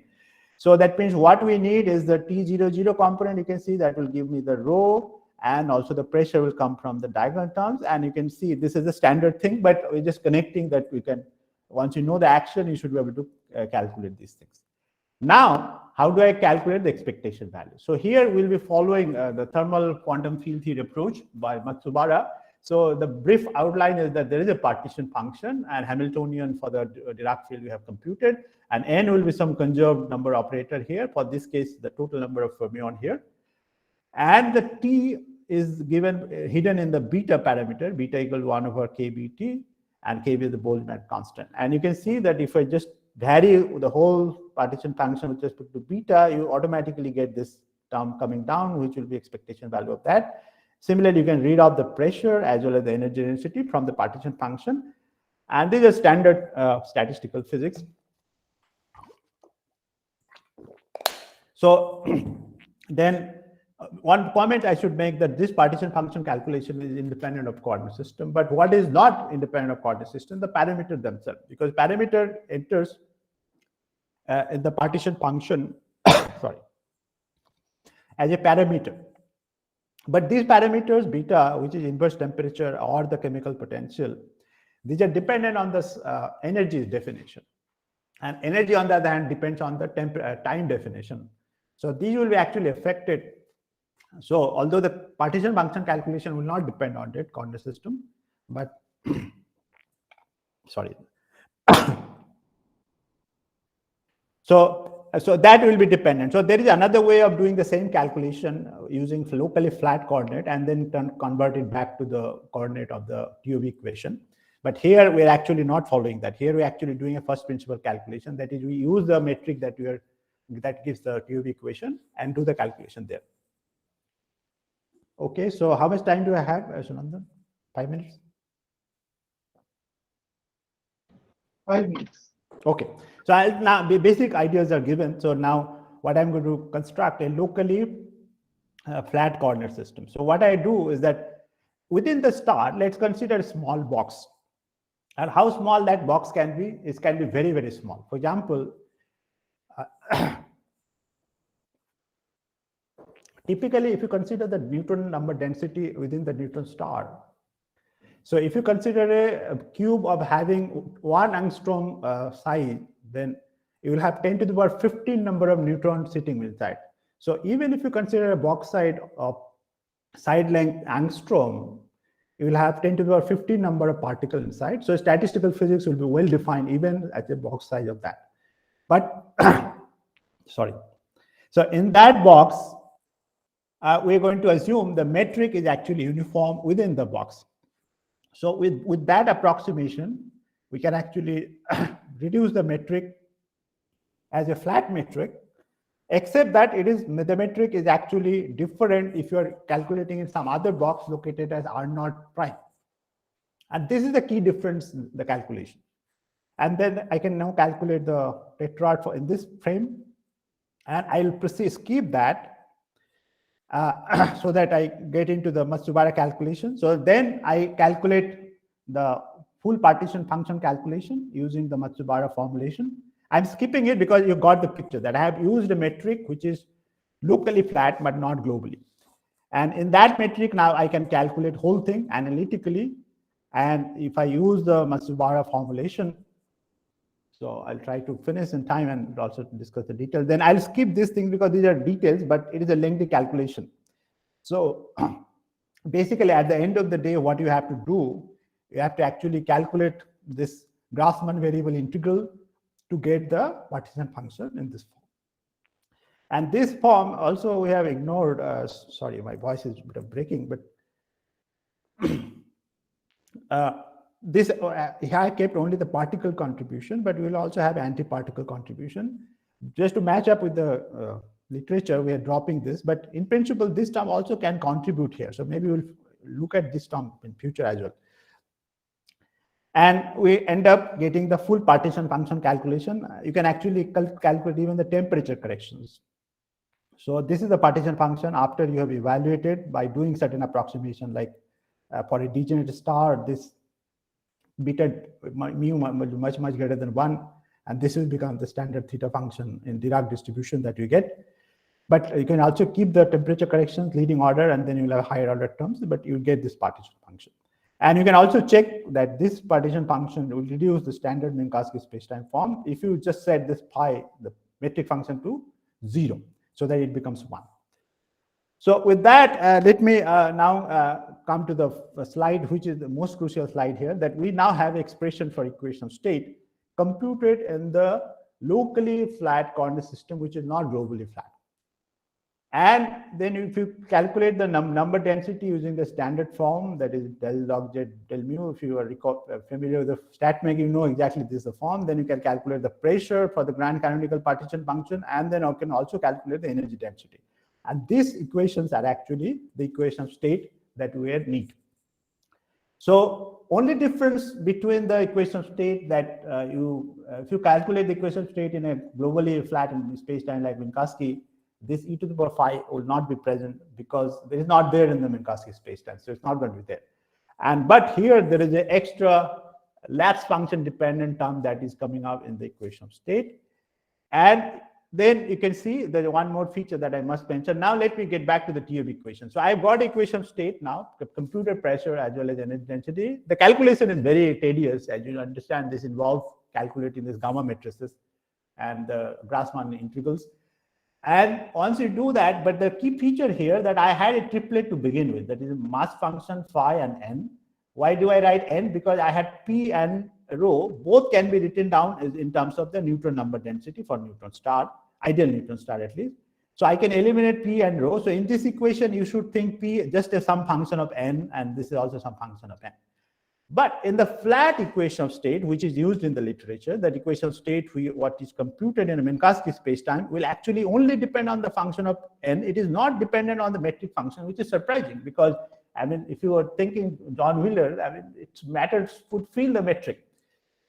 And so that means if the equation of state, pressure and energy density are not function of the metric function, then actually you can combine the equation phi and this together, and you can eliminate d phi dr, and that is what done in the literature. And so effectively, instead of triplet, you have a doublet equation, and you solve the equation of state completely. But here, as you can see, the pressure is not just function of the neutron number density, but it also depends on the where you are doing the calculation. Are you doing the calculation at the surface of the star or at the center of the star? So that means triplet remains triplet. You have to solve full triplet equation, but this is a constrained system. So that full general relativity now comes back to the picture, that you have to actually impose the boundary condition. And this is not needed here because you can just calculate it. But here you have to ensure that you are satisfying the constraint equation. And that's why you have to repeat the sort of things to get the numerical convergence. And let me get to the answer. Of course, we can also show the causalities are respected, but I'm skipping this. You can also do the calculation starting from flat, but just do the appropriate mapping. And this is the first result that I should mention. So this is the result that was given in the JCAP paper. So here what we have done, we have sorry, am I done with the time? Yeah, your time is up. So I just compared. So there are only 2 graphs now. I'm done with it. So if you look at this graph, so you see there is a rate curve. This is the curve that is also given in the textbook. So that is the mass radius relation for a neutron star, which is ideal in the sense that this contains only degenerate neutron, nothing else. And if you just compute the equation state that we computed here, that include the effect of time dilation on the equation state, then you'll see that actually it increases. So the maximum mass actually increases from 0.79. It is part of the textbook. If you look at any textbook, you'll find this number, but that should be 0.83 if you just take the fact that your metric function is actually varying radially. So this increase itself 16%, 17%. And now later we have now generalized to a more realistic model of nuclear matter where we have 3 fermions, namely electron, proton, neutron, and there are 2 mesons which are there exchanging, so they are interacting.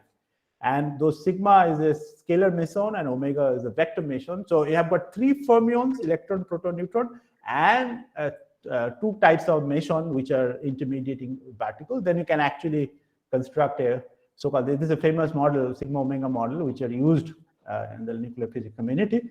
So now we have seen that if you take such a model but use the gravitational time dilation effect, the metric is varying in time, then actually it's going to give you 2.2 solar mass, for example, here, where your flat sigma omega will give only 1.7 or 0.6 solar mass. And as you know, we have already seen neutron star having mass more than 2 solar mass, and which are actually in tension with many of this sigma omega and other kind of nuclear physics model. They cannot produce that much high, but we are saying that even for the same set of parameters, you can actually get naturally without actually doing any change in the particle physics model, but including the proper gravitational corrections. And you can also see the mass corrections in Chandrasekhar mass limit. So you'll see that there's a small change here as expected. So you'll see the corrections are only at 3rd order level, not even 2nd order. So 1.415 and becomes 1.419. So for height drop, it is indeed small. We don't need to worry. And with that, I'll stop by just flashing my slide of discussion. So thank you, and I'll take questions now. Thank you very much. Can I ask something quickly? Yeah, please. Ghulam, Go ahead. what is finally phi of r? So we can actually calculate that numerically. So phi is actually varying. So it depends on the So parameters. what is did you calculate that to find the metric functions? Yeah. So you So can it is everywhere okay? Yeah, it's varying fine nicely matching with the boundary condition for a given star. So basically, when you solve the Newton's this equation, you have to supply an independent parameter called central density. So phi actually smoothly varies. So it varies around it. So roughly for say Neutron star, if you want output to be say 1 solar mass 10 kilometer, at the boundary phi is 0.3, right? And it actually increases nicely. Sorry, not 0.3. I mean something log you have to take. So and your mass radius relationship you get from the way you get it using the TOV equation. finiteness of the pressure at the center of the star. Did you use any property of the pressure? No, I use central density. No. So basically, you give a central density in a series of central density. So if you want to generate this graph, what you do that you start with central density which is small, and then you keep on increasing, and you see that after. So basically, if you increase the central density, this is a curve. All of them will come, and up to a point, then it goes start down, and then these regions are not actually stable. That's what the claim in the literature, but. And up to that point, central density remains finite because you can solve. There's the equation for it. So, yeah, but the pressure is also finite. So is the pressure finiteness condition giving you the mass radius relationship? No, so mass radius relation is coming. So what you do, you have start with the equation here. So let me get back here. So you can use the equation. So once you solve it, you will see the number density at a given r becomes 0. Of course, when you are doing numerical, you have to set the precision. So that means you are solving this equation up to a point when number density becomes 0. And then you stop, because at that point you check whether you are matching this particular boundary condition. If not, then take it that will fit back, go back in the reverse direction, and then come back, and until this constraint is satisfied, and it converges. Okay. So basically your independent parameter here is n. Phi you start with some arbitrary first, and then you actually loop it so that you converge what is the phi that is compatible, satisfies the constraint. So all quantity will remain finite. It is finite even in the standard TOB equation, but what is missing in the standard TOB is this part, that if you the pressure is actually metric dependent, that is missed. And if you are doing calculation in the globally flat space time. At this correction, even tentatively, right, if I had given the number, it was 30% correction to begin with. So similar number, if you look at the number correction, this is order of same thing. It's 17% even for ideal Neutron star, and this is way more actually huge for the sigma omega model. Yeah, okay, thank you. Very nice talk. Thank you. Yeah. Yes, Ghulam, it was a very interesting talk. But I have, first of all, the number of equations of state in the market for neutron stars is enormous, right? I mean, there are some, I don't know, maybe 100 of order 100. Yeah. And you'll have to look at corrections for each of those. I mean, you have already 7 years work ahead of you, right? Because all of those, most of them. Correct, I agree with you. So our priority first is actually get the rotation done, and we are completing that draft. Right, so we have right. a couple of things are lined up already. So, but most of those equations of state are flat space. I mean, they ignore these phi of r corrections that you're beautifully finding, which is very nice. And of course, the rotation would be very important because you have to go beyond the spherical symmetry limit. I was wondering, I mean, this for the GW 170817, this is not very relevant because they haven't quite fixed the mass of the remnant. Are you aware of this? So there is I know. But see, that's the excitation that gives me the motivation that if I really want to strike the problem better, I fix the problem that I see obviously. Then you see, 8 is going to whatever it is, right? The model has the gravity is very strong there in any case. Yeah, so equation of state, the one should use for modeling those things, that has to be computed in the curve space time itself. That's right. So that's the first thing. So what I plan actually to do the reanalysis of the whole thing data there, but you have to give me some time because I need to get the rotation done first, and we are almost done there. I mean, so slow rotation. First we are handling the slow rotation because full rotation will be very complicated. We have seen that we have to start with the full numeric.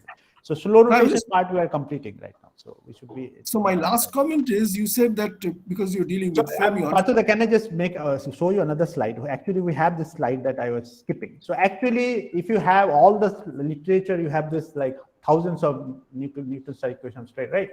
Actually, you can actually map all of the equation of state in appropriate sense. You can map the partition function of those without doing the full calculation. And the reason is this.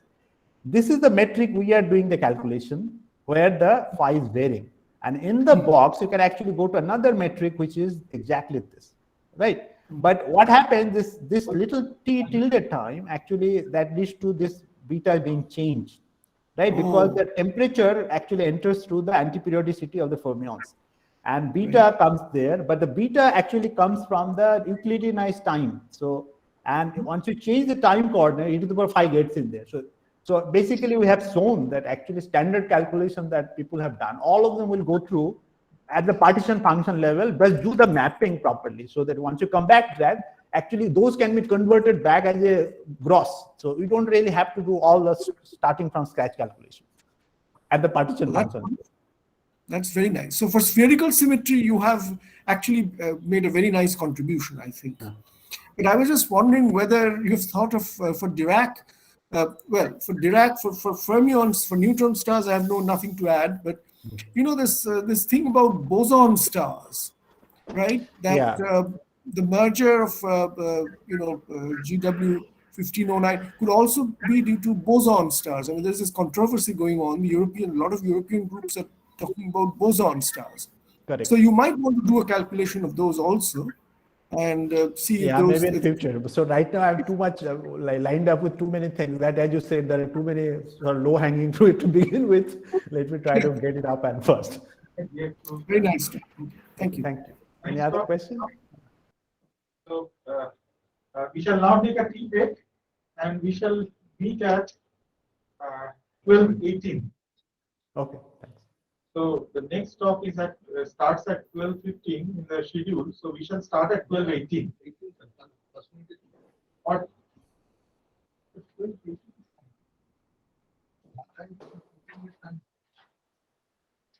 Or we shall come back at 12:20.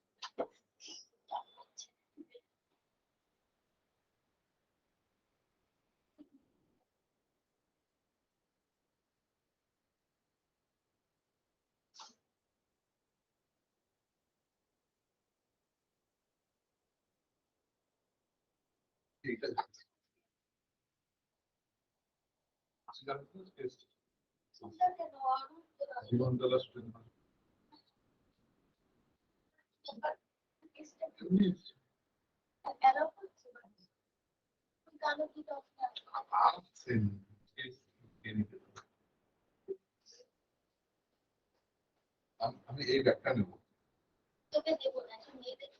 আমি ছেড়ে নেব সেটা তুমি করতে পারবে করতে পারবে কি প্রমাণ আছে আমি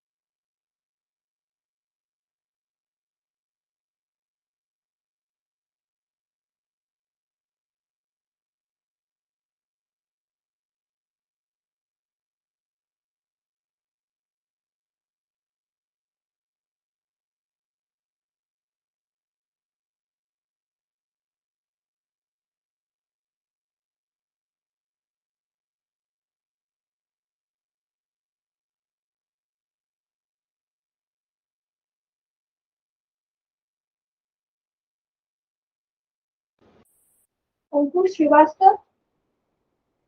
Hello. Hello. Yeah. Can you share your slides? Yes, sure. অঙ্কুরের ইয়েটা এসছে?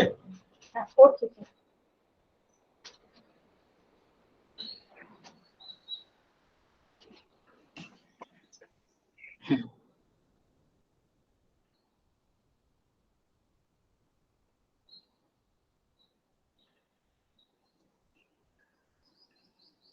Just a second. I'm trying.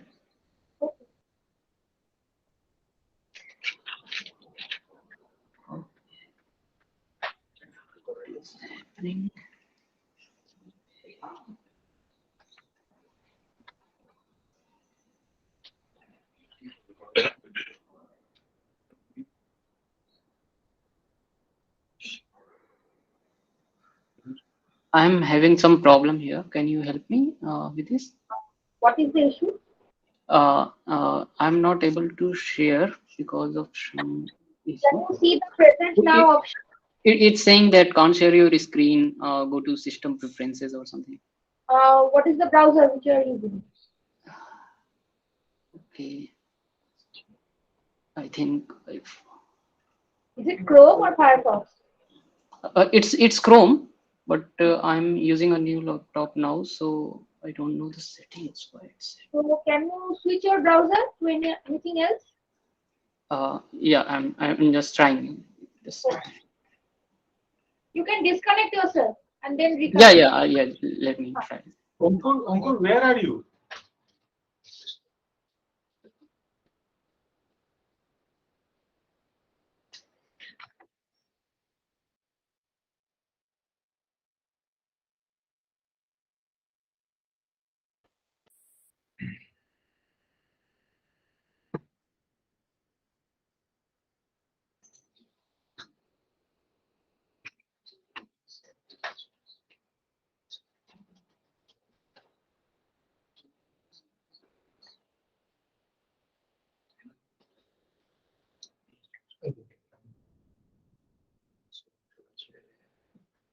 Can you share now?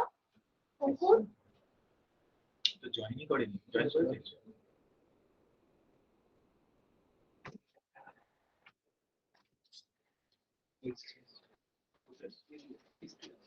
List এসছে,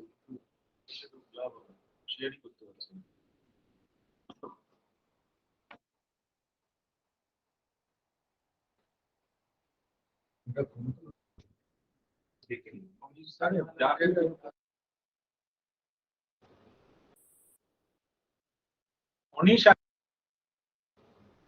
Anish, are you there? Yes, sir, I'm there. Where are you? So why are you?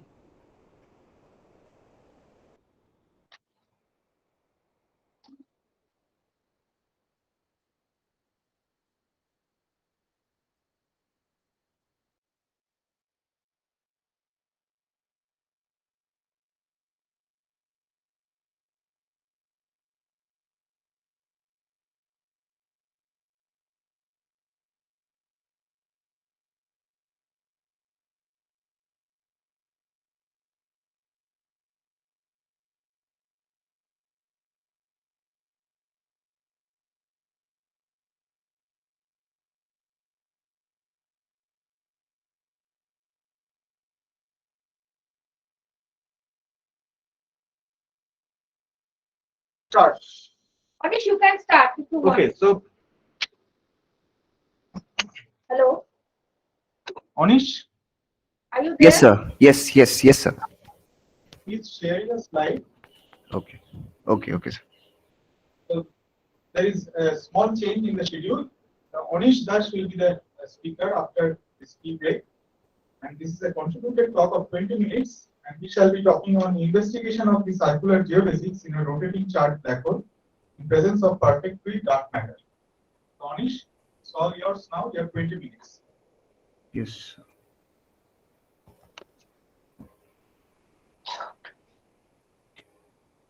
So it's visible, right? Yes.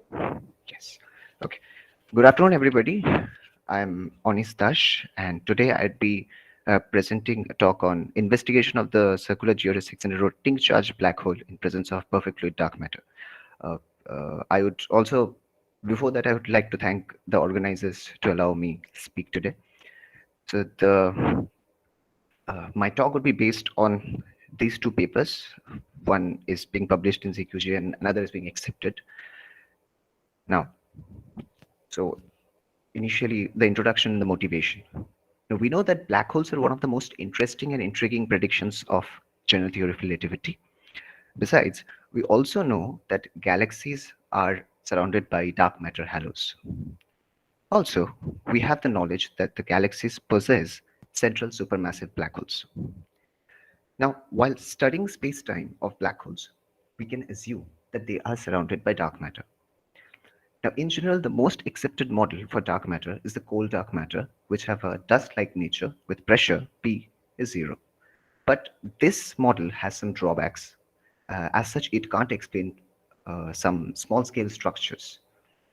So in order to take this into account, we considered a model where the pressure is non-zero.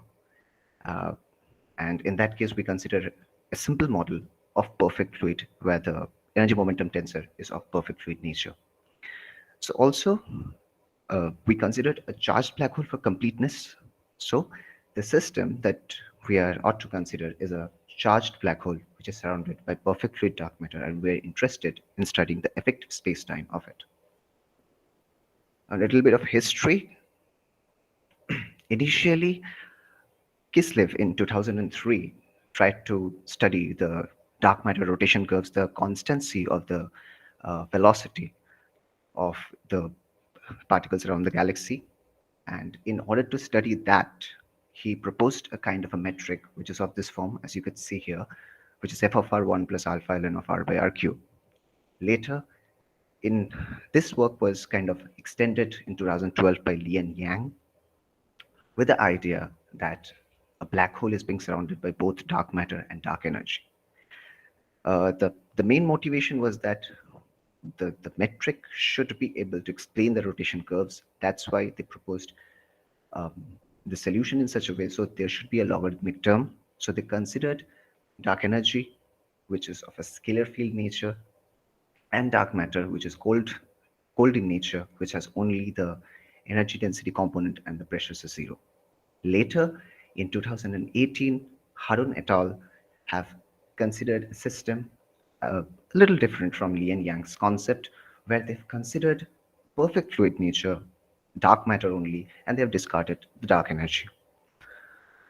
But again, the target was to explain the rotation curves, so they kept the logarithmic term, and in that case, the desired solution can only be obtained by considering the diagonal form of the dark matter component to be of this form, as you could see here, and the equation of state of the system to be p by rho to be half. Again, this idea was extended further by incorporating charge in a paper in 2019, as mentioned here. We followed along this line and incorporated rotation and analyzed the space-time geometry further into different aspects of geodesic studies. Now, what are our objectives? Our primary objective is to study the circular geodesics for both massive and massless particles. In case of massive particles, we would study the energy and angular momentum of both retrograde and prograde massive particles. The retrograde are the particles which move opposite to the black hole spin, and prograde are those which move along the black hole spin. And we would analyze the effect of this dark matter parameter on those energy and angular momentum. Next, we would study the massless particles, photons, and use those massless particles in order to determine the black hole shadow. And in that case also, we will consider the effect of this dark matter parameter on the shadow. Now the space-time. Now, as you can see, the action can be written in this form. Here it is, where R is the Ricci scalar, F mu nu is the electromagnetic tensor, and L dark matter is the Lagrangian for the dark matter. I'm sorry to interrupt, Anish, but your Yes. equations are so small I can hardly see anything. Is it possible to make them bigger? I know you have to go out of the, I don't know what you have to do, but I can't see them, you see. So I have to Very zoom small. in. I'm sorry, sir. Just have Okay, to. this is better. Yes, yes, this is better. Yes, this is fine. This is fine. Yeah. Okay, carry on, please. So so as I mentioned, that this is the action where R is the Ricci scalar, F mu is the electromagnetic strength tensor, and L dm is the Lagrangian of the dark matter. Now, if we vary this action, then we get the Einstein's equation, where R mu nu is the Ricci tensor, G mu nu is the metric tensor, and the T mu nu M matter is the matter part for the electromagnetic field, and T mu nu dark matter is that for the dark matter. So the diagonal components of both matter and dark matter are given of this form.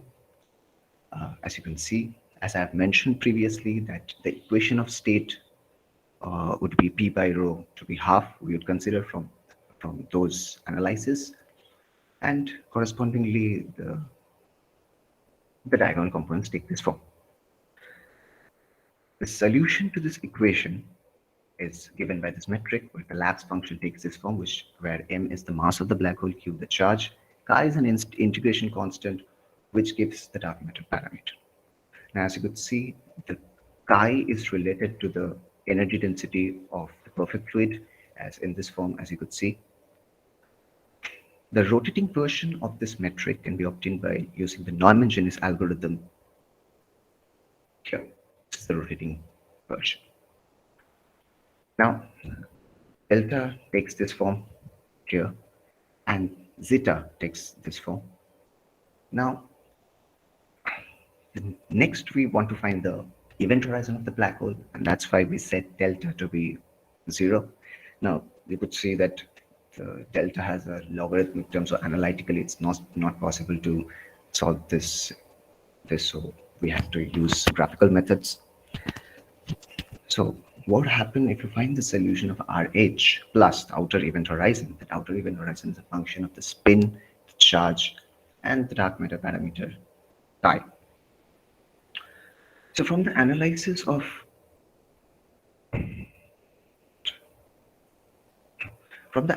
of delta, we find that there is a point of inflection. The point of inflection is significant because as we go on for a fixed value of spin and charge of the black hole, as we go on increasing chi, we would see that the event horizon radius decreases, and then it reaches a minimum at a value of chi c, and then it again starts to increase. That value of chi c could be determined by using relation. So if we obviously, in order to determine the minimum of the event horizon radius, we have to use these two conditions, as could be seen. Now, also, I would like to mention all the values of chi are not accessible. I mean, that doesn't give the event horizon. So in order to obtain the event horizon, that means for the existence of black holes, there is a certain combination of spin, charge, and chi. So this is tabled down here. And for each combination, I've also determined the point of inflection. Here I've shown the plots for the event horizon, for the Laplace function, for the delta function, sorry to say, for the delta function with R for different values of chi. The left plot is for chi less than chi c, and the right are for chi greater than chi c. These plots are shown for spin of the black hole to be 0.4 and charge 0.2. In that case, chi c comes out to be 0.488.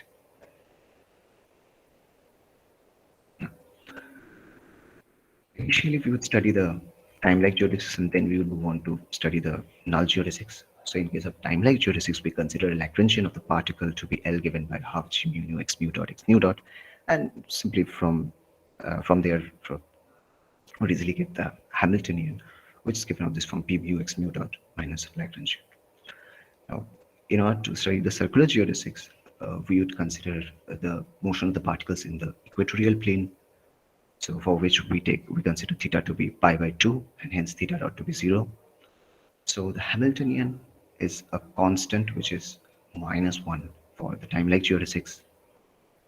Now from the Hamilton's equation of motion, we would get P0 and P3. We would define energy to be minus of P0 and L, the angular momentum, to be P3, where E and L are the energy and angular momentum as measured by a stationary observer at infinity.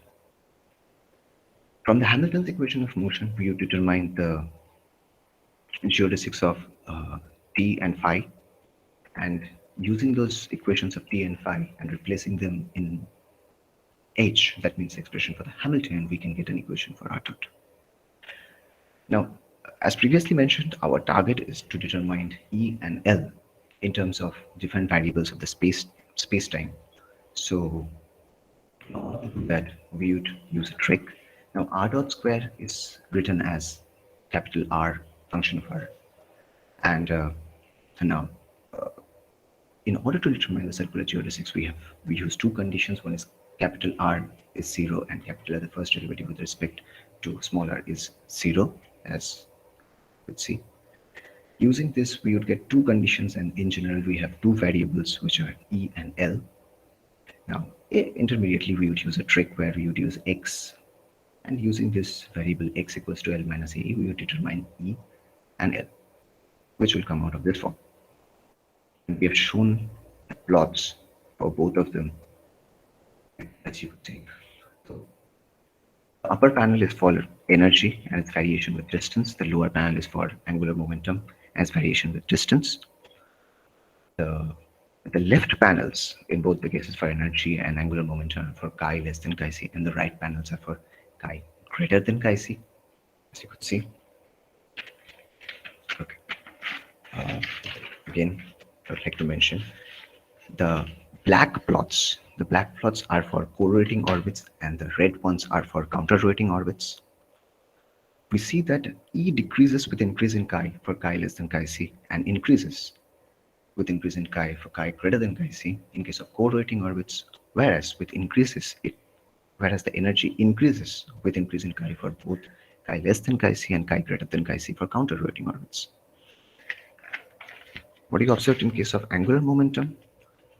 In case of angular momentum, we see that both for co-rotating and counter-rotating orbits, if chi is less than chi c, with increase in chi, the angular momentum decreases, whereas if chi is greater than chi c, then the angular momentum increases.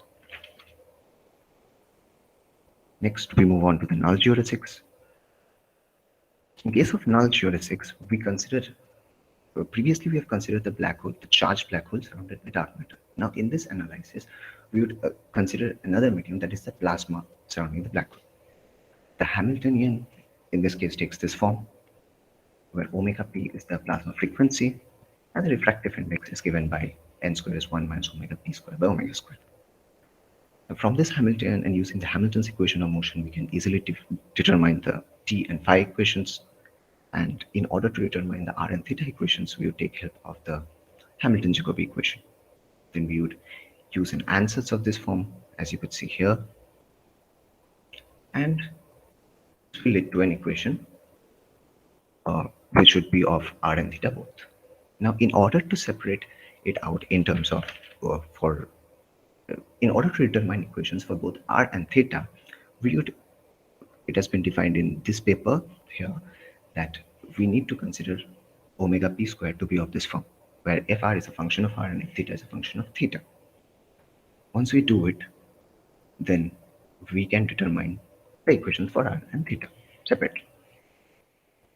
Now here you could see that there is, so capital R and capital theta takes this very form, where kappa is the generalized Carter constant, which is the separation constant for the r and theta equations. Now next, our target is to determine the black hole shadow, and in order to determine the black hole shadow, we would use the condition that this capital R and its first derivative with respect to small r is 0.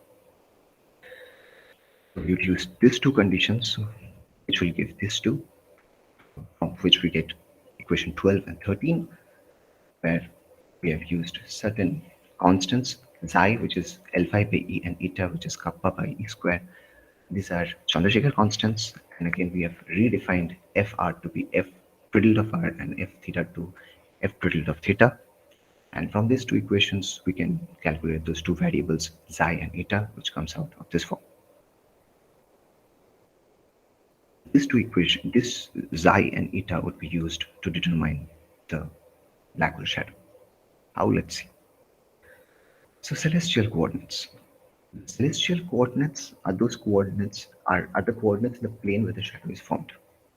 Here you could see this image where there's a source, and from this observer.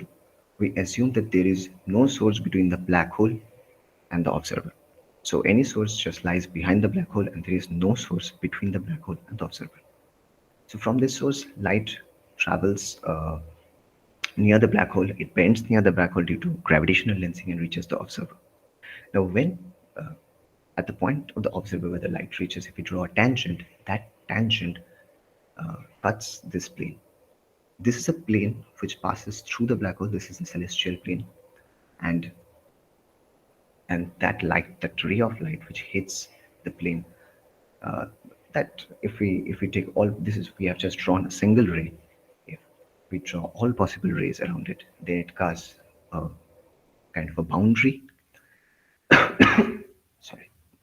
sorry.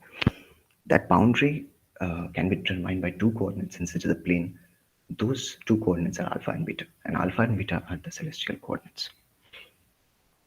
This is the mathematical form of them, and this alpha and beta are the celestial coordinates for an observer who is placed at infinity. In order to determine this, we need to determine the d phi dr and d theta dr. This can be determined by the geodesics that we have just derived from the d theta, from the phi dot, theta dot, and r dot. Using this and replacing the values in alpha and beta, we get alpha and beta. Now, in order to determine the shadow, we have to choose a certain form of f of r and f of theta. So we have to choose. Yeah. Sir, I have 2 minutes more. Yes. Okay, sir. Now, here in this case, what you will do, we would consider two cases where f of r is non-zero and f theta is 0. This is the first case. And the second case is f of r is 0 and f theta is non-zero. And in both those cases, alpha and beta has been determined here. Now, if you plot alpha along x-axis and beta along y-axis, then we get the shadow. Now, the shadow has been shown here. Now, here we have shown the shadow and the variation of the left plot is for chi less than chi c, and the right plots are for chi greater than chi c. Now, the plots are shown for spin 0.5 and charge 0.3, and the variation, as you can see, I've mentioned that the chi equals to 0.1 is for chi equals to 0.1 corresponds to the black, and the dotted is 0.2 and 0.3, as you can see here. The above plots are for the variation with chi in absence of plasma, and the below plots are for chi in presence of plasma. In this, we can easily see that when chi is less than chi c, increase in chi reduces the black hole shadow, whereas when chi is greater than chi c, the increase in chi increases the black hole shadow. The effect is same in both presence and absence of plasma. Here we have fixed different parameters. Here the variation is not with chi. The variation is basically with the plasma parameter, which has been defined by omega c by omega naught. Now, omega naught is actually e h bar omega where we have considered omega naught, where we have considered h bar to be 1. Now, in those here the plots are shown for the variation of omega c. As you could see, I have mentioned different values of it, and we could see that in both the cases now, the above plots are for f of r non-zero and f theta 0. The lower plots are for f theta non-zero and f of r 0. In both the cases, what we find is that the black hole shadow reduces with increase in plasma parameter. Finally, we have just tried to find the compatibility with the observations. So we have determined RS by, yes sir. So just 1 minute. We could see that this RS, these are the values of theta d, t, and m. From this, we can determine the RS using this formula from the observed values. This is the observation, and this RS could also be determined in this way from the plot. we compare the artist from the observation and from the theory and constrain the values of the plasma parameter and the dark matter parameter, which has been shown in this table. The left plot is where f of r is non-zero and f theta is 0. The right table is for f of r is 0 and theta is non-zero. I'd like to conclude here. So we find that for massive particles, we find the energy increases for both prograde and retrograde orbits with increase in chi. It might be due to the fact that more the matter content through the PFDM and hence more the motional energy for particles. Again, for massive particles, we observe that the angular momentum decreases with increase in chi for chi less than chi c, increase for chi greater than chi c. In both orbits, this may be assigned to the fact that when chi is small, then PFD1 has more probability of interacting with particles and opposing their motion. But as it increases, it gets uniform and acts as an effective mass content and hence increases L to a slight extent. We find that black hole shadow size decreases with increase in chi for chi less than chi c and increases with increase in chi less than chi c, both in presence or absence of plasma. Also, we find that with increase in plasma parameter, the shadow size decreases. Besides, we also find that the radius constrains the PFDM parameter with a certain range of the plasma parameter. These are the references that I have followed. Thank you. So, let's thank you, Peter. We have time for questions. So, members in the audience or in the online mode have questions. A couple of quick questions, maybe.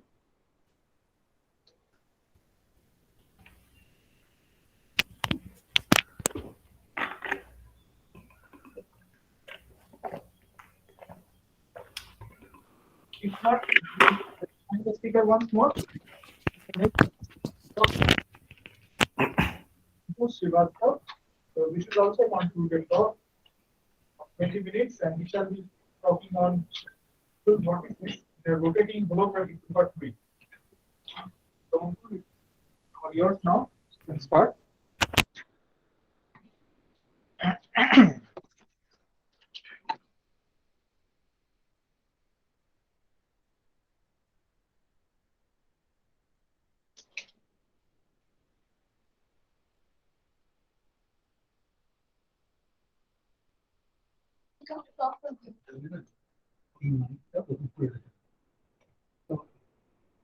Am I audible to everyone? Yeah, online.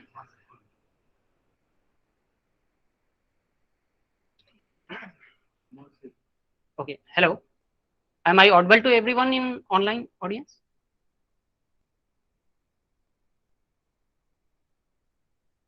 Yes. Okay. Thank you. So, greetings to all of you. This is Ankur Srivastava from SN Bose-Nielsen Center for Basic Sciences. Today, I'm going to talk about vortices in a rotating holographic superfluid. So my plan of the talk is following, where I will start with superfluids, vortices, and holographic superfluid. Then I will talk about our model and certain assumption and approximation to solve it and get meaningful results. And then I will show the novel vortex solution that we have built, and I will end this talk with the results and the conclusions. So superfluids are basically fluids that can flow without friction. Popular examples are helium-3 and helium-4, discovered early in 1938 by Kapitsa, Allen, and Meissner. And drawing parallels with superconductors, Kapitsa coined the term superfluid. So there is a in weak field theory, there is a different notion between helium-3 and helium-4, where being a boson consistent of bosons, helium-4 condenses below the lambda point, while helium-3 first form Cooper-like pairing, and then they condense. Now, out of myriad properties that superfluid show, one of the important one is the possibility of quantized vortices when we rotate the superfluid. So earlier, these phenomena of superfluidity and associated properties were explained using Gauss-Pitowski equation and various of its generalization, but there were certain drawbacks in it. For example, there was no dissipation in the original GP equation. We have to put certain thermal clouds from outside, and in strong interparticle interactions, this definitely fails. So as an alternative, one could apply the gauge gravity duality, which is a duality between a gauge theory living on the boundary of a gravity theory that lives in a higher dimension. So and here dissipation is very smoothly incorporated within the theory. because there is a black hole in the gravity sides. So these gravity duals are now known as holographic superfluids. So the simplest holographic superfluid model can be given with this action, which consists of the gravity sector and simple Maxwell and scalar sector of mass m. And for calculational simplicity, we set the radius L to be 1. Now, before proceeding ahead, let me discuss an important approximation that we have taken in solving this model, which is probe limit. So we essentially say that a Maxwell scalar sector does not backreact with the geometry, and hence it decouples with the gravity sector. Mathematically, to achieve this limit, we rescale our gauge fields and scalar fields as shown in the slide, and then our action becomes 2, equation given in equation 2, and subsequently we take q tends to infinity limit, which decouples the gravity and Maxwell sector separately. So now we can fix our background metric to be a static black hole in NT de Sitter 3+1, which is written in Eddington-Fickel sign coordinate in equation 3, where Fu is the blackening factor. Notice that in this here the ADS boundary lives at u is equal to 0, while the black hole horizon is at u is equal to 1. So we will be working with the axial gas, and if we find the equation of motion for the scalar field, we get equation 5, where the explicit derivative operators are shown in the slide. We have assumed that psi is stationary, so no time dependency appears here. So now we define a small parameter epsilon, which is defined by equation 6. So now here omega c is the critical rotation. So what happens that when we rotate the superfluid in a container, then after certain critical rotation, vortices start to appear. So omega c is that critical rotation, and omega is just the rotation parameter velocity. Now in this small parameter epsilon, we expand our gauge fields and scalar field as shown in equation 7 and 8, and we introduce at the lowest order the chemical potential and this rotation velocity through the lowest order values of the gauge fields near the ADS boundary. Now we have selected the AR to be 0, which is the radial component along the boundary boundary disk of at the ADS boundary. Okay, so which is 0 because we don't expect any radial flow of the superfluid across the boundary. So in the lowest order, that equation reduces to equation 10, and now to solve this equation 10, we have used the variable separable method, which subsequently give us the two eigenvalue equations separated for bulk direction, which is given by equation 11, and for the boundary disk, which is given by equation 12. So now let us first solve the solution at the boundary disk. So given the 2D rotational symmetry, we start with an ansatz for the solution, which is given by equation 13, where the parameter p is basically the winding number, which is an integer. And here we, for calculation purpose, we have to define a certain boundary radius of that disk, and for the regularity of the solution, we have to impose these boundary conditions given by equation 14. Now in terms of this new variable eta p, we reduce the last equation into equation 15.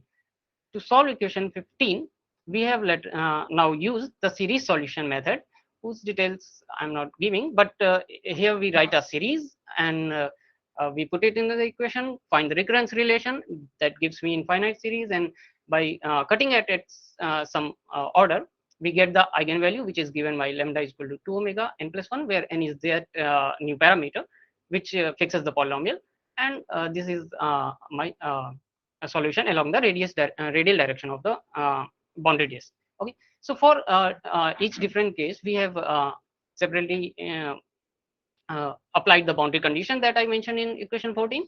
So for n is equal to 0, we found that there is a linear relation between the winding number p and the rotation velocity for fixed r, and for n is equal to 2 case, we found again a linear relation, but for large p values. So this basically shows the quantization of the rotation parameter in our model. And these are the few vortex solution for lowest order, but for different values of the binding number. Now, let us look at the bulk equation. For the simplicity of the calculation, we have considered only n is equal to 0 case. And here we have also simplified the calculation by considering the a value of m square to be -2, and because conformal dimension is given is also fixed after choosing the mass m square, so we fix that to be 1 also. So we know that in gauge gravity that our bulk fields must scale consistently with the conformal dimension as given in the equation, where I introduce the lambda u as a new function, which must satisfy the standard ADS boundary condition for holography given by equation 18. Now, in terms of this new function lambda u, I have recasted the equation 17 into equation 19, and to solve it further, we have reduced it to standard Sturm level eigenvalue equation, where the eigenvalue is rotation velocity omega, and the Sturm level functions p, q, s are shown in the slide. Here r is the integrating factor that was needed to convert this equation into the standard Sturm level form. Now, if we want the real solution of lambda, we find that mu should be a purely imaginary number, which is the we have chosen, and then we have calculated the eigenvalue for from equation number 21. To do this calculation, we have to select a trial function which is consistent with the boundary conditions I mentioned earlier.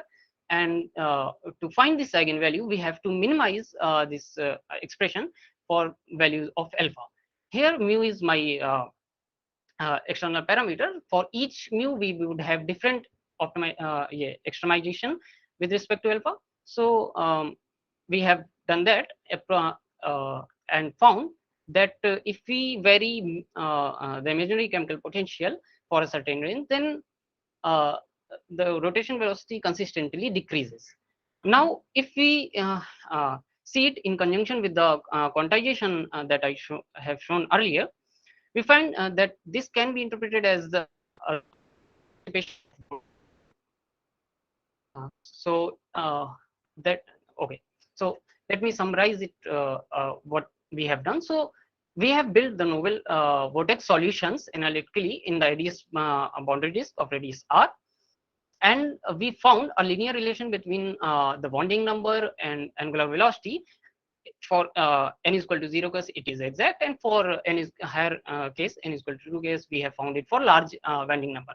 Notice that this is very similar to the Feynman relation that is known in superfluidity, that which relates the number of vortices and angular velocity in the similar linear fashion for large number of vortices.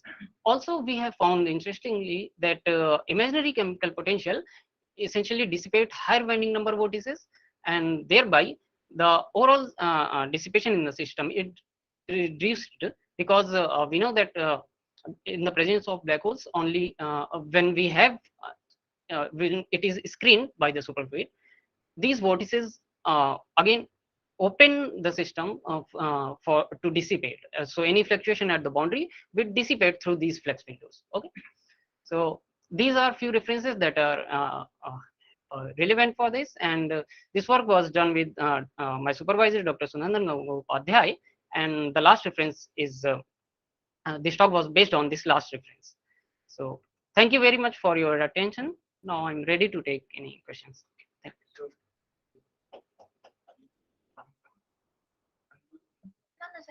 So let's thank Ompu for a nice talk. So it's time for questions.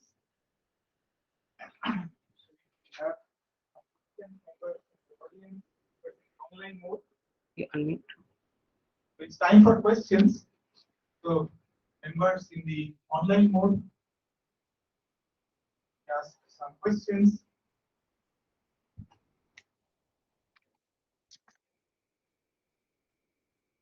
So if there are no more questions, then let's thank the speaker once more for a nice talk, and we shall now take the lunch break. And We shall come back at 2:10.